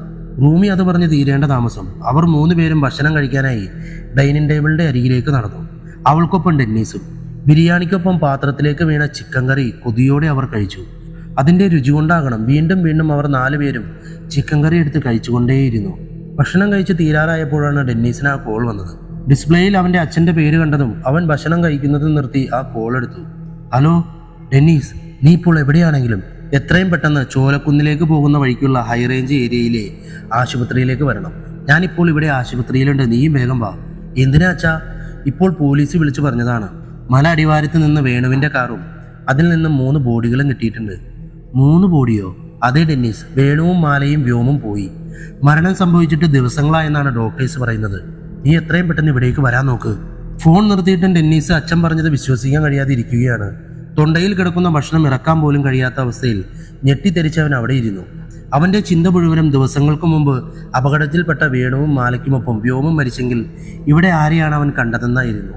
ആസ്വദിച്ച് ഭക്ഷണം കഴിക്കുന്ന തൻ്റെ 3 സുഹൃത്തുക്കളെയും അവർക്ക് ഭക്ഷണം വിളമ്പുന്ന റൂമിയെയും വിഷമത്തോടെ അവൻ നോക്കി. എവിടെയാണ്, എപ്പോഴാണ്, ആർക്കാണ് തെറ്റുപറ്റിയത്? അവന് ഒന്നും മനസ്സിലാകുന്നുണ്ടായിരുന്നില്ല. ഒന്നും. ഡെന്നീസ് ഒരിക്കൽ കൂടി എല്ലാ കാര്യങ്ങളും വിശദമായി ചിന്തിക്കാൻ തുടങ്ങി. ഡെന്നീസ്, എന്തു പറ്റി? ഭക്ഷണം കഴിക്കാതെ അവൻ എന്തൊക്കെയോ ആലോചിച്ചിരിക്കുന്നത് കണ്ട് റൂമി ചോദിച്ചു. അവളുടെ ചോദ്യം കേട്ടിട്ടും ഡെന്നീസ് നിശബ്ദനായിരുന്നു. കുറച്ചു നേരം കൂടി ചിന്തിച്ചപ്പോഴാണ് അവനൊരു കാര്യം ഓർമ്മ വന്നത്. റൂമി, വ്യോം അവൻ്റെ അച്ഛനെ കാണാൻ പോയിരിക്കുകയാണെന്നല്ലേ നീ പറഞ്ഞത്? അതെ. ഡെന്നീസിന്റെ ചോദ്യത്തിന് റൂമി തലയാട്ടി. ദിവസങ്ങൾക്ക് മുമ്പ് മരിച്ച വ്യോമിന്റെ അച്ഛൻ എങ്ങനെയാണ് റൂമി അവനെ കാണാൻ വരിക? ഡെന്നീസിന്റെ ശബ്ദമുയർന്നു. റൂമി എന്ത് പറയണമെന്നറിയാതെ അവിടെ നിന്ന് പരിങ്ങി. അത്രയും നേരം ഭക്ഷണം കഴിച്ചുകൊണ്ടിരുന്ന എവറിനും ഷാനും പ്രണോയും വ്യോമിന്റെ അച്ഛൻ മരിച്ചെന്ന വാർത്ത കേട്ടതും ഞെട്ടലോടെ ഡെന്നീസിനെ നോക്കി. ഞാൻ പറഞ്ഞത് സത്യമാണ്. എൻ്റെ അച്ഛനിപ്പോൾ വിളിച്ചിരുന്നു. കുറച്ച് ദിവസം മുമ്പ് വേണുവെങ്കിലും മാലാൻ്റെയും അപകടത്തിൽ മരിച്ച വിവരം അച്ഛൻ പറഞ്ഞു. അതിൽ 3ാമത് ഒരാളും കൂടി ഉണ്ടായിരുന്നു. പക്ഷേ അത് വ്യോമല്ലെന്ന് എനിക്ക് ഉറപ്പാണ്. ഡെന്നീസ് 2 നിമിഷം മൗനം പാലിച്ചു. ശേഷം വീണ്ടും സംസാരിക്കാൻ തുടങ്ങി. എല്ലാം നീയും കൂടി അറിഞ്ഞിട്ടാണെന്ന് എനിക്കറിയാം റൂമി. സത്യം പറയും, എന്തിനു വേണ്ടിയായിരുന്നു ഇതെല്ലാം? വ്യോമിന് പകരം മരിച്ചത് ആരാണ്? അഡ്വക്കേറ്റ് റാം മാധവ്. റൂമി പറഞ്ഞ ആ പേര് പെട്ടെന്ന് ആരുടേതാണെന്ന് ഡെന്നീസിന് മനസ്സിലായില്ല. അവൻ അതിനെക്കുറിച്ച് ചിന്തിച്ചു. ഒടുവിൽ ഒത്തിരി ആലോചിച്ച ശേഷം അത് ആരാണെന്ന് അവന് മനസ്സിലായി. മൈഥിലി കേസിൽ വ്യോമിനെ പുറത്തിറക്കാൻ സഹായിച്ച വക്കീല്. അതിനായി മൈഥിലിക്ക് പലരുമായി ബന്ധമുണ്ടെന്നും അനാഥാലയത്തിലെ സിസ്റ്ററിനെ പറഞ്ഞ് തെറ്റിദ്ധരിപ്പിച്ച് വ്യോമിന് അനുകൂലമായി മൊഴി പറയാൻ പോലും പ്രേരിപ്പിച്ചത് അയാളാണ്. അപ്പോൾ മൈഥിലിക്ക് വേണ്ടിയാണോ നീ ഇതെല്ലാം ചെയ്തത്? ഡെന്നീസിന്റെ ആ ചോദ്യത്തിന് റൂമി ഉത്തരം പറഞ്ഞില്ല. റൂമി, അവൻ്റെ ശബ്ദം വീണ്ടും ഉയർന്നു. പെട്ടെന്ന് റൂമി ചിരിക്കാൻ തുടങ്ങി. ഉറക്കെയുള്ള അവളുടെ പൊട്ടിച്ചിരി ഡെന്നീസിനും മറ്റു 3 പേർക്കും വല്ലാത്ത ബുദ്ധിമുട്ടുണ്ടാക്കി. വ്യോമിനെ ഇനി നിങ്ങളാരും അന്വേഷിക്കേണ്ട. അവനെ ഞാൻ കൊന്നു, കത്തികൊണ്ട് കുത്തിക്കൊന്നു. എന്നിട്ട് കഷ്ണം കഷ്ണമാക്കി മുറിച്ച് കറി വെച്ചു. ആ കറിയാണ് ചിക്കൻ കറി എന്ന് പറഞ്ഞ് നിങ്ങൾക്ക് ഞാൻ തന്നത്. അത് കേട്ടത് എവറിൻ വായയും പൊത്തി വാഷ് ബേസിനിലേക്ക് ഓടി. പിന്നാലെ ഷാനും പ്രണോയും ഓടി. ഡെന്നീസ് നിർവികാരനായ ഇറച്ചിക്കറിയിലേക്ക് നോക്കി. ഡെന്നീസ്, ബഫോമെറ്റിനെ പൂജിക്കുന്നവരെല്ലാം ദുഷ്ടന്മാരല്ല, പക്ഷേ ഞാൻ ദുഷ്ടയാണ്. അവന് നേരെ മുഖം താഴ്ത്തി റൂമി പറഞ്ഞു. എന്തിനായിരുന്നു ഇതെല്ലാം? ഡെന്നീസിന്റെ സ്വരം ഇടറി. ഞാൻ ചെയ്തതെല്ലാം പകരത്തിന് പകരമാണ് ഡെന്നീസ്. അതിൽ കൂടുതലൊന്നും എനിക്ക് പറയാനില്ല. റൂമി അവിടെ നിന്ന് തിരിഞ്ഞു നടന്നു. മുറിയിൽ കയറി വാതിലടച്ചു. ആ വാതിലിൽ തന്നെ ചാരി അവൾ നിലത്തിരുന്നു. കാലുകൾക്കിടയിൽ മുഖമമർത്തി ദീർഘമായ ചിന്തയിലാണ്ടു. അവളുടെ ചിന്തകൾ 10 വർഷം പിന്നോട്ടേക്ക് നീണ്ടുപോയി. അമ്മൂമ്മയും മരിച്ച ശേഷം റൂമിയുടെ കൂട്ട് പൂർണ്ണമായും അവളുടെ വീട്ടിലെ വളർത്ത മൃഗങ്ങളായിട്ടായിരുന്നു. പൂച്ചയും പട്ടിയും കോഴിയും മുയലും മാടും പശുവും എല്ലാം അതിൽ ഉൾപ്പെടും. അതിൽ അവളുടെ ഏറ്റവും പ്രിയപ്പെട്ട കൂട്ടുകാരിയായിരുന്നു മിലി എന്ന ആട്ടിൻകുട്ടി. മിലിയുടെ അമ്മ അവളെ പ്രസവിച്ച 1 മാസം തികയും മുമ്പ് അകിടുവീക്കം ബാധിച്ച് മരിച്ചു. റൂമിക്ക് കുഞ്ഞു മിലിയെ കാണുമ്പോഴെല്ലാം അവളെ തന്നെ ഓർമ്മ വരും. അവളും മിലിയെപ്പോലെ തന്നെയാണല്ലോ. മിലി. അന്നൊരു വെള്ളിയാഴ്ച മിലിയെ തേടി റൂമി കുന്നിൻ മുകളിലൂടെ നടക്കാൻ തുടങ്ങി. എന്നാൽ അവിടെയൊന്നും അവളെ കാണാതായപ്പോൾ റൂമിക്ക് പേടിയായി. പെട്ടെന്ന് അവൾ കുന്നിൻ താഴ്വരയിൽ നിന്ന് മിലിയുടെ കരച്ചിൽ കേട്ടു. റൂമി ധൃതിയിൽ അങ്ങോട്ടേക്ക് ഓടി. ആ റിസോർട്ടിന് ചുറ്റും മിലിയെ തേടി നടക്കാൻ തുടങ്ങി. ഒരു മുറിയുടെ അടുത്തെത്തിയപ്പോൾ അകത്ത് നിന്ന് മിലിയുടെ കരച്ചിൽ കേട്ടതും റൂമി പാതി തുറന്നു കിടക്കുന്ന മുറിയുടെ ജനാലയിലൂടെ അകത്ത് എത്തി നോക്കി. ആ മുറിയിൽ നിറയെ സിഗരറ്റിന്റെയും മറ്റെന്തൊക്കെയോ ലഹരിയുടെയും ഗന്ധമായിരുന്നു. കട്ടിലിൽ മലർന്നു കിടന്ന് പുകവലിക്കുന്ന 16-കാരനായ യുവാവിനെ കണ്ടതും റൂമിക്ക് പേടിയായി. അവന്റെ കട്ടിലിന്റെ അരികിൽ കയറിൽ കെട്ടിവച്ചിരിക്കുന്ന മിലിയെ കണ്ടതും റൂമിക്ക് എന്ത് ചെയ്യണമെന്ന് അറിയാതെയായി. എന്തിനാണ് ആ യുവാവ് തന്റെ മിലിയെ പിടിച്ചുകൊണ്ടുവന്നതെന്ന് പോലും അറിയാതെ റൂമി ജനാലയ്ക്കരികിൽ നിന്ന് അവന്റെ പ്രവൃത്തികൾ വീക്ഷിച്ചു. സിഗരറ്റ് വലിച്ചു കഴിഞ്ഞതും ആ യുവാവ് ഉച്ചത്തിൽ ഒരു ഇംഗ്ലീഷ് സോങ് വെച്ചുകൊണ്ട് ഡാൻസ് കളിക്കാൻ തുടങ്ങി. അതിൻ്റെ ഇടയിൽ അവൻ തന്റെ വസ്ത്രമെല്ലാം ഊരി വലിച്ചെറിഞ്ഞു. പാൻസ് ഊരിയതും അവൻ മിലിക്കരികിലേക്ക് നടന്നു. അവളുടെ രോമം നിറഞ്ഞ ദേഹത്ത് വെറുതെ തലോടി. ശേഷം അവന്റെ വൃഷ്ണം മിലിയുടെ നിതംബത്തിലേക്ക് ഇടിച്ചു കയറ്റാനും ഇറക്കാനും തുടങ്ങി. ആ കാഴ്ച കണ്ടതും റൂമിയുടെ ദേഹം വിറച്ചു. അവൾ ഉടുപ്പിൽ മുറുക്കെ പിടിച്ചു. ഓരോ തവണയും മിലിയെ അവൻ ഭോഗിക്കുമ്പോഴും പാട്ടിനേക്കാൾ ഉച്ചത്തിൽ മിലിയുടെ കരച്ചിൽ അവിടെ മുഴങ്ങിക്കേട്ടു. ടേബിളിലിരിക്കുന്ന ഒരു സിഗരറ്റ് എടുത്ത് വലിച്ചുകൊണ്ട് അവൻ വല്ലാത്തൊരു ആവേശത്തിൽ വീണ്ടും മിലിയെ ഉപദ്രവിച്ചുകൊണ്ടേയിരുന്നു. അതിനിടയ്ക്ക് ജനാലയ്ക്കരികിൽ നിൽക്കുന്ന റൂമിയെ കണ്ടതും മിലി അവളെ നോക്കി കരയാൻ തുടങ്ങി. അതോടെ അവനും ജനാലയ്ക്ക് നേരെ തിരിഞ്ഞതും റൂമി പേടിച്ച് അവിടെ നിന്ന് ഓടി. റൂമി നേരെ അച്ചാച്ചന്റെ അരികിലേക്കാണ് പോയത്. ഒത്തിരി ദൂരം ഓടി ഒടുവിൽ കുന്നും കാടും കയറി കാടിന് നടുക്ക് പുഴയോട് ചേർന്നുള്ളിടത്ത് വീട്ടിലെ മൃഗങ്ങൾക്ക് വേണ്ടി പുല്ല് പറിക്കുന്നുണ്ടായ അച്ചാച്ചനെ അവൾ കണ്ടെത്തി. റോബർട്ടിനോട് മിലിയുടെ കാര്യമെല്ലാം റൂമി പറഞ്ഞു. അവളെ രക്ഷിക്കാനായി അവർ രണ്ടുപേരും റിസോർട്ടിലേക്ക് നടക്കാൻ തുടങ്ങി. പക്ഷെ അവരവിടെ എത്തിയപ്പോഴേക്കും ഒത്തിരി വൈകിപ്പോയിരുന്നു. കോണിബെല്ലടിച്ചപ്പോൾ വാതിൽ തുറന്നത് ആ യുവാവായിരുന്നു. അവന്റെ കയ്യിൽ ഭക്ഷണം പറ്റിയിട്ടുണ്ടായിരുന്നു. ടേബിളിന് ചുറ്റുമിരുന്ന് ആസ്വദിച്ച് ഭക്ഷണം കഴിക്കുന്ന അവന്റെ 3 സുഹൃത്തുക്കളെ റൂമി കണ്ടു. ഒപ്പം ടേബിളിലിരിക്കുന്ന മട്ടൻ ബിരിയാണിയും. റൂമിയുടെ ഉള്ളം പിടഞ്ഞു. അവിടെ നിന്ന് പിന്തിരിഞ്ഞോടി. റിസോർട്ടിന് പിന്നിലായി കിടക്കുന്ന ചോരയിൽ പൊതിഞ്ഞ ആടിന്റെ രോമങ്ങളും കുടലും മറ്റെന്തൊക്കെയോ ഭാഗങ്ങളും ഏറ്റവും ഒടുവിൽ മുഖം പോലും തിരിച്ചറിയാനാക്കാത്ത വിധം മിലിയുടെ തലയും കൂടി കിടക്കുന്നത് കണ്ടതും റൂമി അവിടെ തലക്കറങ്ങി വീണു. മിലിയെ പിടിച്ചുകൊണ്ടു പോയതിന്റെ പേരിൽ റോബർട്ട് ആ യുവാവുമായി വഴക്കുണ്ടാക്കി. എന്നാൽ അത് വെറും ആടല്ലേ എന്നായിരുന്നു അവന്റെ അഭിപ്രായം. മാത്രമല്ല ആടിന്റെ വിലയായി കുറച്ച് നോട്ടുകളും അവൻ റോബർട്ടിന് നൽകി. അതൊന്നും വാങ്ങാതെ അവിടെ നിന്ന് മടങ്ങുമ്പോൾ റോബർട്ടിന്റെ വ്യാകുലത മുഴുവനും റൂമിയെക്കുറിച്ച് ഓർത്തായിരുന്നു. ബോധരഹിതയായി അവളെ വീട്ടിലേക്ക് കൊണ്ടുവരുമ്പോൾ റോബർട്ടിന്റെ ഹൃദയം സങ്കടം കൊണ്ട് വല്ലാതെ നോവുന്നുണ്ടായിരുന്നു. പിന്നീടുള്ള ദിവസങ്ങളിൽ അവളെ സാധാരണ നിലയിലേക്ക് കൊണ്ടുവരാൻ റോബർട്ട് ശരിക്കും കഷ്ടപ്പെട്ടു. ഇനി ഒരിക്കലും ഓർക്കാൻ ആഗ്രഹിക്കാത്ത വിധം റൂമി അവളുടെ ബാല്യകാലം പൂർണ്ണമായും മറവിയുടെ ആഴങ്ങളിൽ ഒളിപ്പിച്ചു വെച്ചു. പക്ഷെ അവൾ മറക്കാത്തത് തൻ്റെ മിലിയെ കറി വെച്ച് കഴിച്ച ആ 5 പേരെ മാത്രമായിരുന്നു. അതിൽ പ്രധാനമായി മിലിയെ ഉപദ്രവിച്ച ആ യുവാവ്. അവൾക്കൊപ്പം അവരോടുള്ള ദേഷ്യവും പകയും വളർന്നു വന്നു. എന്നെങ്കിലും ഒരിക്കൽ തങ്ങളുടെ ദൈവം അവൾക്ക് മുമ്പിൽ അവരെ കാണിച്ചു തരുമെന്ന് അവൾക്ക് ഉറപ്പായിരുന്നു. ഒടുവിൽ അവൾ കാത്തിരുന്ന പോലെ തന്നെ എല്ലാം സംഭവിച്ചു. എല്ലാം. വാതിലിൽ ആരോ മുട്ടുന്ന ശബ്ദം കേട്ട് റൂമി നിലത്ത് നിന്ന് കണ്ണുകൾ തുടച്ചെഴുന്നേറ്റു. വാതിൽ തുറന്നതും അവിടെ നിൽക്കുന്ന ഡെന്നിസിനെ കണ്ടതോടെ റൂമിയുടെ മുഖം ദേഷ്യം കൊണ്ട് നിറഞ്ഞു. ഞങ്ങൾ ആശുപത്രിയിലേക്ക് പോകാൻ പോവാ. അവർക്ക് 3 പേർക്കും നിന്നെ കാണാൻ പേടിയാണ്. എങ്കിലും എനിക്ക് മനസ്സിലാകുന്നില്ല റൂമി. വ്യോം ചെയ്ത തെറ്റിന് നീ ഞങ്ങളെ ശിക്ഷിക്കേണ്ട ആവശ്യം എന്തായിരുന്നു റൂമി? അവനെ കറി വെച്ച് നീ ഞങ്ങൾക്ക് എന്തിനാണ് തന്നത്? ഡെന്നീസിന്റെ ചോദ്യം കേട്ട് റൂമി ചിരിച്ചു. എല്ലായ്പ്പോഴും നീ വിചാരിക്കുന്നത് മാത്രമാണ് ശരിയെന്ന് കരുതല്ല ഡെന്നീസ്. ഞാൻ മൈഥിലിക്ക് വേണ്ടി മാത്രമല്ല നിങ്ങളോട് ഇതെല്ലാം ചെയ്തത്. പിന്നെ ചില കാര്യങ്ങൾ അറിയാതിരിക്കുന്നതാണ് നല്ലത്. ഡെന്നീസ് വല്ലാത്തൊരു ഭാവത്തിൽ റൂമിയെ നോക്കി. ആരോടും സത്യം പറയാമെന്ന് വിചാരിക്കേണ്ട ഡെന്നീസ്. ഇന്ന് രാത്രി ഞാനും അച്ചാച്ചനും ഇവിടെ നിന്ന് പോകും. പിന്നെ ഒരിക്കലും ആർക്കും ഞങ്ങളെ കണ്ടുപിടിക്കാൻ കഴിയില്ല.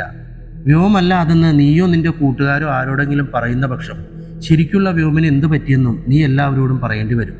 അതുകൊണ്ട് എല്ലാം രഹസ്യമായി വയ്ക്കുന്നതാണ് നിനക്ക് നല്ലത്. റൂമി പറഞ്ഞത് കേട്ട് ഡെന്നീസ് ഒന്നും പറയാതെ അവിടെ നിന്നും തിരിഞ്ഞു നടന്നു. വൈകാതെ അവനും മറ്റു 3 പേരും അവിടെ നിന്ന് ആശുപത്രിയിലേക്ക് തിരിച്ചു. രാത്രിയായതും റൂമിയും റോബർട്ടും വീട് പൂട്ടി അവിടെ നിന്ന് എന്നേക്കുമായി പോകാനൊരുങ്ങി. പോകും മുമ്പ് ത്രേസ്യയുടെ പിയാനോ എടുത്ത് ജീപ്പിൽ വയ്ക്കാൻ റോബർട്ട് മറന്നില്ല. പള്ളിയിൽ പോയി പ്രാർത്ഥിച്ച ശേഷം റൂമി കുന്നിൻ മുകളിലേക്ക് നോക്കി. അവിടെ മിലിക്കൊപ്പം തുള്ളിച്ചാടി കളിക്കുന്ന കുഞ്ഞു റൂമി അവളുടെ ഓർമ്മകളിലേക്ക് കടന്നു വന്നു. പെട്ടെന്ന് റൂമിയുടെ ഫോൺ ശബ്ദിച്ചു. ഡെന്നീസിന്റെ കോളായിരുന്നു അത്. ഹലോ. റൂമി ഫോണെടുത്ത് ഡെന്നീസിനോട് സംസാരിക്കാൻ തുടങ്ങി. റൂമി, ഞങ്ങളിപ്പോൾ ആശുപത്രിയിലാണ്. ഞാൻ നിന്നോടൊരു കാര്യം ചോദിക്കാനാണ് വിളിച്ചത്. റൂമി, സത്യത്തിൽ നീ ആരാണ്? അതിന് മറുപടിയായി പുഞ്ചിരിയോടെ റൂമി പറഞ്ഞു, ഡെന്നീസ്, നീ അറിയാത്ത എന്നെക്കുറിച്ചുള്ള ഒരുപാട് രഹസ്യങ്ങളുണ്ട്. അതിൽ ഒരു രഹസ്യമായി ഈ രഹസ്യവും ഇരിക്കട്ടെ. റൂമി ആ ഫോൺ നിർത്തി ഇരുട്ട് നിറഞ്ഞ വഴിയിലൂടെ റോബർട്ടിൻ്റെ അരികിലേക്ക് നടന്നു.